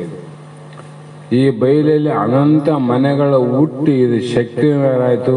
ಆ ಬ್ಲಾಕು ಈ ಬ್ಲಾಕು ಅದು ಇದು ಅಂತ ಅದು ಇಲ್ಲ. ಇವೆಲ್ಲ ಮಾಡಿದ್ದು ಯಾವುದು ಅಂದರೆ ಗೋಡೆಗಳೇ, ಮನೆಗಳೇ, ಕಟ್ಟಡಗಳೇ. ಅದೊಂದು ಅಖಂಡವಾಗಿರ್ತಕ್ಕಂಥ ಬ್ರಹ್ಮ ಖಂಡಿತವಾಗಿ ಕಾಣೋದು. ಏಕೆಂದರೆ ಜೀವಿಗಳ ಸೃಷ್ಟಿಯಿಂದ, ಜೀವಿಗಳ ದೇಹ ದೃಷ್ಟಿಯಿಂದ ಅದು ನಮಗೆ ಪರಿಚ್ಛಿನ್ನವಾಗಿ ಕಾಣ್ತದೆ. ಮೊದಲು ಪರಿಪೂರ್ಣಿತಿಲ್ಲ ಈ ಊರು, ಈಗ ಪರಿಚ್ಛಿನ್ನ ಆಗ್ಯದಲ್ಲ. ಪರಿಚ್ಛಿನ್ನ ಆದದ್ದು ಮನೆಗಳು, ಜಡವಸ್ತುಗಳೇ ಪರಿಚ್ಛಿನ್ನ ಮಾಡ್ತಾವ. ಚೇತನವನ್ನ ಪರಿಚ್ಛಿನ್ನ ಮಾಡಿದ ಯಾವುದು? ಜಡವಾದ ವಸ್ತುಗಳು. ಅದಕ್ಕಾಗಿ ಆತ್ಮ ಸರ್ವತ್ರ ಅಖಂಡವಾಗಿದ್ದರೂ ಇಂಥ ಆತ್ಮನನ್ನು ಎಲ್ಲಿ ನೋಡಬೇಕು ಅಂದರೆ ಹೃದಯದಲ್ಲಿಯೇ ದರ್ಶಿಸಬೇಕೆಂದು ನಮ್ಮಲ್ಲಿಯೇ ನಾವು ನೋಡ್ಕೋಬೇಕು ವಿನ ಮಂದಿಯಲ್ಲಿ ನೋಡಿವಿ, ಅಲ್ಲಿ ನೋಡಿವಿ, ಇಲ್ಲಿ ನೋಡಿವಿ ಅಂತ ಹೇಳೋನು ಆ ಪಂಡಿತನ ವಿಚಾರದಂಗೆ ಅವನ ಗತಿ ಆದಂಗೆ ನಮ್ಮ ಗತಿ ಆಗ್ತದ. ಅವನು ಅಲ್ಲಿ ನೋಡಿದ ಇಲ್ಲಿ ನೋಡಿದ ತನ್ನಲ್ಲೇ ತಾನು ನೋಡೋಕ್ಕಾಗಲಾರ್ದವನು ಎಲ್ಲಿ ನೋಡ್ತಾನ? ಅದರಂತೆ ಯಾರ ಜ್ಞಾನಿಗಳ ದೃಷ್ಟಿಯಲ್ಲೇ ಬಂದರೆ ಹಿಂಗೆ ಆಗ್ತದೆ. ತಮ್ಮ ಏನು ಹೇಳಕತ್ತಿದ್ದಿ, ಏನು ಬೋಳುತ್ತಿದ್ದೆ ಅಂತ. ನೀನೇ ದೇವರು, ನೀನೇ ಆತ್ಮ, ನೀನೇ ಬ್ರಹ್ಮ, ನೀನೇ ಪರಮಾತ್ಮಿದ್ದು. ಮತ್ತು ಅಲ್ಲಿ ನೋಡಿದ ಇಲ್ಲಿ ನೋಡಿದಂತ ಅಂಗೈಯಲ್ಲಿ ಕೈಲಾಸ ತೋರಿಸ್ತಾರಲ್ಲ, ಇದು ಆಗಬಾರದು ಅಂತಕ್ಕಂಥ ಅಭಿಪ್ರಾಯ. ಅದಕ್ಕೆ ಆತ್ಮ ಸಾಕ್ಷಾತ್ಕಾರಕ್ಕೆ ಏನು ಬೇಕ್ರಿ? ಸಾಧನೆ ಏನು ಅಂದ್ರೆ ಏನು ಸಾಧನೆ ಇಲ್ಲ, ನಮ್ಮ ಮನಸ್ಸೇ ಸಾಧನ. ಮನಸ್ಸೇ ಸಾಧನ ಇಲ್ಲ. ಹಾಗಾಗಿ ಶ್ರೀರಾಮಚಂದ್ರ ಬಾಲ ಅವಸ್ಥೆಯಲ್ಲಿ ಚಿಕ್ಕ ಬಾಲಕನಾಗಿದ್ದಾಗ ಒಂದು ಹುಣ್ಣಿಮೆ ದಿವಸ ಬಂತು. ಅಲ್ಲಿ ಪೂರ್ಣ ಚಂದ್ರ ಉದಯವಾಗುತ್ತಲೇ ಉತ್ಪತ್ತಿ ಆದ ಮೂಡಿದ ಮಹಡಿಯ ಮೇಲೆ ಕುಂತಿದ್ದ ಕೌಶಲ್ಯ ಯಾರು? ದಶರಥನ ಹೆಂಡತಿ, ರಾಮನ ತಾಯಿ. ತೊಡೆ ಮೇಲೆ ಆಡುವ ಬಾಲಕ ರಾಮನಿಗೆ ಆಕಾಶದಲ್ಲಿ ಕಾಣುವ ಚಂದ್ರನನ್ನ ಕಾಣುತ್ತಲೇ ತೊಡೆ ಮೇಲಿದ್ದಂಥ ರಾಮಂದ ಕೌಶಲ್ಯ, ಆ ಚಂದ್ರ ನನಗೆ ಬೇಕಂದ. ಬಾಲಕ ಅಮ್ಮ ಚಂದಮ್ಮ ಕೊಡು ಅಂತವಲ್ಲ. ಆಗ ಕೈಗಳನ್ನು ಚಾಚಿ ಇಗಳು ಅಂತ ಅಳಕತ್ತಿದ. ಬಾಲರಾಮನ ಹಠವನ್ನು ಯಾರಿಂದಲೂ ನಿವಾರಿಸಲ್ಪಡಲು ಆಗಲಿಲ್ಲ. ಎಷ್ಟು ಮಂದಿ ಹೇಳಿದರು, ಅದು ತಗೋ, ಇದು ತಗೋ, ಇನ್ನೊಂದು ತಗೋ. ಇಲ್ಲ, ಚಂದ್ರನೇ ಬೇಕು ನನಗಂದ. ಯಾರಿಂದ ಆಗ್ತದೆ? ಸಾಧ್ಯ ಇಲ್ಲ. ಆಗ ಇವನ ಕೈಯಲ್ಲಿ ಚಂದ್ರನನ್ನು ಹೆಂಗ್ ಕೊಡಬೇಕು ಅಂತ ವಿಚಾರ ಮಾಡಿದ್ರು. ವಯೋವೃದ್ಧನು ಜ್ಞಾನವೃದ್ಧನು ಆದ ವಶಿಷ್ಠ ಮಹರ್ಷಿದ್ನಲ್ಲ, ಇರಬೇಕಂತ ಬಲಶಾಲಿ ಇದ್ರೆ ಜೀವನದಲ್ಲಿ ಅಷ್ಟು ಗಟ್ಟಿಯಾಗಿ ನಡಿತೀವಿ ನಾವು. ಅವಾಗ ಏನ್ ಮಾಡ್ದ? ಶುದ್ಧವಾದ ಕನ್ನಡಿಯನ್ನು ತಂದು ಚಂದ್ರನ ಎದುರಿಗೆ ರಾಮನ ಕೈಯಲ್ಲಿ ಕೊಟ್ಟ. ಕನ್ನಡಿ ಕೊಟ್ಟ, ಚಂದ್ರನ ಕೊಡ್ಲಿಲ್ಲ ವಶಿಷ್ಠ. ರಾಮನ ಕೈಯಾಗ ಕನ್ನಡಿ ಕೊಟ್ಟ. ಆ ಕನ್ನಡಿಯಲ್ಲಿ ಚಂದ್ರ ಪ್ರತಿಬಿಂಬವಿದ್ನಲ್ಲ, ಆವಾಗ ಆ ಚಂದ್ರನ ನೋಡಿ ಚಂದ್ರನೇ ನನಗೆ ದೊರಕಿದಂತೆ ರಾಮನು ಅಳುವುದನ್ನು ಬಿಟ್ಟು ನಗತೊಡಗಿದನು. ಕೈಯ ಕೊಡಂತಲ್ಲ, ಆ ಚಂದ್ರನ ಕೈಯ ಕೊಡಕ್ಕಾಗದ ತರಕ. ಆದ್ರೆ ಉಪಾಯ ಮಾಡಿದ. ಆವಾಗ ಆ ಕೂಸು ಆ ಕಣ್ಣಿಗೆ ಚಂದ್ರನ ನೋಡಿ ನಗಕೈತಿ ನೋಡಿ. ಇದರಂತೆ ಸರ್ವವ್ಯಾಪಕನಾದ ಆತ್ಮನನ್ನ ಮೊದಲು ಅಂತಃಕರಣದಲ್ಲಿ ಅಂದರೆ ಹೃದಯದಲ್ಲಿ ಪ್ರತಿಬಿಂಬವಾಗುವಂತೆ ಮಾಡಿಕೊಳ್ಳಬೇಕು. ಹೃದಯ ಸ್ವಚ್ಛವಾದ ಕನ್ನಡಿ, ಇಲ್ಲಿ ಆತ್ಮನ ಪ್ರತಿಬಿಂಬ ಬೀಳಕ್ಕೆ ಮೊದಲು. ಆಮೇಲೆ ಕನ್ನಡಿಯಲ್ಲಿ ಮಣ್ಣಿನಿಂದಾದ ಕನ್ನಡಿಯಲ್ಲಿ ಚಂದ್ರನನ್ನ ದರ್ಶಿಸಂತೆ. ಕರಡಿಯಿಂದ ಏನದ? ಮಣ್ಣಿಂದ ಆದದು. ಆ ಮಣ್ಣಿನಲ್ಲಿ ಬಾಲರಾಮನಿಗೆ ಚಂದ್ರನ ದರ್ಶನ ಮಾಡಿದಂತೆ ಮಾಯೆಯಿಂದಾದ ಅಂತಃಕರಣದಲ್ಲಿ ಆತ್ಮನನ್ನ ದರ್ಶಿಸಬೇಕಾಗಿದೆ. ಎಷ್ಟು ಚಂದ ದೃಷ್ಟಾಂತ ಕೊಡ್ತಾರೆ ನಾವು. ಹಾಗಾಗಿ ಆಕಳ ಶರೀರದಲ್ಲಿ ಎಲ್ಲ ಹಾಲಿದ್ದರೂ ಅದು ಸ್ತನದಿಂದಲೇ ಪಡೆದುಕೊಳ್ಳಬೇಕಲ್ಲವೇ? ಮೈತುಂಬ ಹಾಲಿದ್ರು ಕೂಡ ಆ ಹಾಲು ಬರಬೇಕಾದ್ರೆ ಒಂದು ಸ್ತನದ ಮೊಲೆ, ಅದರಿಂದ ಪಡ್ಕೊಳ್ಬೇಕು ವಿನ ಅದರಂತೆ ಆತ್ಮನು ಸರ್ವತ್ರ ಎಲ್ಲ ಕಡೆ ಆತ್ಮ ಅಂದ್ರು ಆ ಅನುಭವ ಎಲ್ಲಿ ಆಗಬೇಕು? ಹೃದಯದಿಂದಲೇ ಆಗಬೇಕು, ನಮ್ಮ ಬುದ್ಧಿಯಿಂದಲೇ ಆಗಬೇಕು. ಅಂದರೆ ಅಂತಃಕರಣದಲ್ಲೇ ಪಡೆಯಬೇಕಾಗಿದೆ. ಆದುದರಿಂದಲೇ ಇಲ್ಲಿ ರುದ್ವಿ ಸರ್ವಸ್ಯ ವಿಶ್ಚಿತಂ. ಹೀಗೆ ನೀವು ಆತ್ಮ ದರ್ಶನವನ್ನ ಮಾಡಿಕೋ ಅರ್ಜುನ, ತಿಳಿದುಕೋ ಅರ್ಜುನ ಅಂತ ಕೃಷ್ಣ ಭಗವಂತ ಈ ಸೂತ್ರದಲ್ಲಿ ಹೇಳ್ತಾ ಬಂದ. ಇಲ್ಲಿಗೆ ಸಮಯ ಆಗಿದೆ ಅನ್ನುವ ಕಾರಣದಿಂದ ಇವತ್ತಿನ ಶಾಸ್ತ್ರದ ಪುಷ್ಪಗಳನ್ನು ಗುರುಪಾದಕ್ಕೆ ನಾವು ನೀವು ಸಮರ್ಪಿಸಿ ಧನ್ಯರಾಗೋಣ ಅನ್ನುವ ಮಾತನ್ನು ಹೇಳ್ತಾ ಮಂಗಲವನ್ನು ಹೇಳ್ರಿ.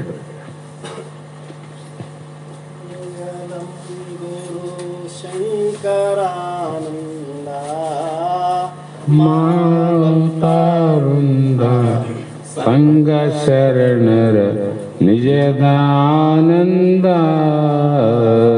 ಮಂಗಲಂ ಗುರು ಶಂಕರಾನಂದ ಭಕ್ತವೃಂದ ಸಂಗ ಶರಣರ ನಿಜದಾನಂದ. ಮಂಗಲಮಯವಾದ ಜಡಿಗುರು ಸಂಗದಿಂದಲೇ ಸಕಲ ವೇದದ ಅಂಗಮಯನೆಂದೆನಸಿಕೊಂಡು ಭೃಂಗ ಕೀಟಕ ನ್ಯಾಯದಂದಲೇ ಮಂಗಲಂ ಗುರು ಶಂಕರಾನಂದ ಭಕ್ತವೃಂದ ಸಂಗ ಶರಣರ ನಿಜದಾನಂದ. ಎಲ್ಲೋ ಜನಸಿ ಎಲ್ಲೋ ವಾಸಿಸಿದಿ, ಎಲ್ಲೆಲ್ಲೋ ತಿರಗಿ ಬಲ್ಲತನದಲ್ಲಿ ಬ್ರಹ್ಮ ಬೋಧಿಸಿದಿ.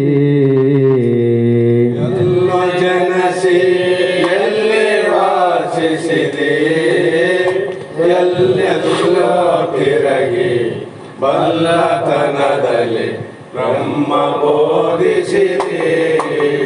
ಕಲ್ಲು ಹೃದಯದ ಕಾಲದೂತರ ಸಲ್ಲು ತಪ್ಪಿಸಿ ಸೆಳೆದು ಜನರ ಜನನ ಮರಣ ಬಾಧೆ ತೊಲಗಿಸಿ ಚಿನ್ಮಯಾತ್ಮ ಬೋಧೆ ನೆಲಸಿದೆ. ಮಂಗಲಂ ಗುರು ಶಂಕರಾನಂದ ಭಕ್ತವೃಂದ ಸಂಗ ಶರಣರ ನಿಜದಾನಂದ. ಜನಸಿ ಬೆಳೆದ ಭೂಮಿಯಂತಿಹದೋ ಘನ ಮಹಿಮಾ ನಿಮಗೆ ಗುಣವ ಸಲುಹಿದ ಸ್ವಾಮಿಯಂತವರೋ. ಜನಸಿ ಬೆಳೆದ ಭೂಮಿಯಂತಿಯರೋ ಘನ ಮಹಿಮಾ ನಿಮಗೆ ಗುಣವ ಸಲುಹಿದ ಸ್ವಾಮಿಯಂತವರೋ. ವ್ಯಾಸವರ ಗುರು ಶೇಷಾನಂದರ ಕಾಸವಿದ್ಯೆಯ ಕಲಿತು ಕೆಲ ದಿನ ಭೂಷಣಕ್ಕೆ ಭೂಷಣವನೆನಸಿ ವಾಸ ಮಾಡಿದಿ ಜಡಿಯ ಮಠದಲ್ಲಿ ಮಂಗಲಂ ಗುರು ಶಂಕರಾನಂದ ಭಕ್ತವೃಂದ ಸಂಘ ಶರಣರ ನಿಜದಾನಂದ ಒಡವಿಯೋ ವೇದಾಂತ ಒಡೆಯನೋ ಜಡಿದೇವನಿವನೋ ನುಡಿದ ತತ್ವಂ ಮಸಿಯ ವಾಕ್ಯವನೋ ಒಡವಿಯೋ ವೇದಾಂತ ಒಡೆಯನೋ ಜಡಿದೇವನಿವನು ನುಡಿದ ತತ್ವಂ ಮಸಿಯ ವಾಕ್ಯವನೋ ಕರುಣೆಯಿಂದಲೇ ಸುರಿದ ಅಮೃತ ಕರ್ಣದಲ್ಲಿ ಕೃಪಾ ಮಾಡಿಕೊಂಡು ಪರಮಂಸನಾಗಿ ಭೂವರ ತರಣಿ ತಾರಿಪನೌಕಾದೀಶಗೆ ಮಂಗಲಂ ಗುರು ಶಂಕರಾನಂದ ಭಕ್ತವೃಂದ ಸಂಘ ಶರಣರ ನಿಜದಾನಂದ श्रीमद जगद्गुरु सिद्धारूढ़ महाराज की जय। श्री सद्गुरु गुरुनाथ रूढ़ महाराज की जय। शिवपुत्रेश महाराज की जय। बसवानंद स्वामी महाराज की जय। अभिनव विष्णु महाराज की जय। सकल साधु संत महाराज की जय। जय मंगलम जय नमः।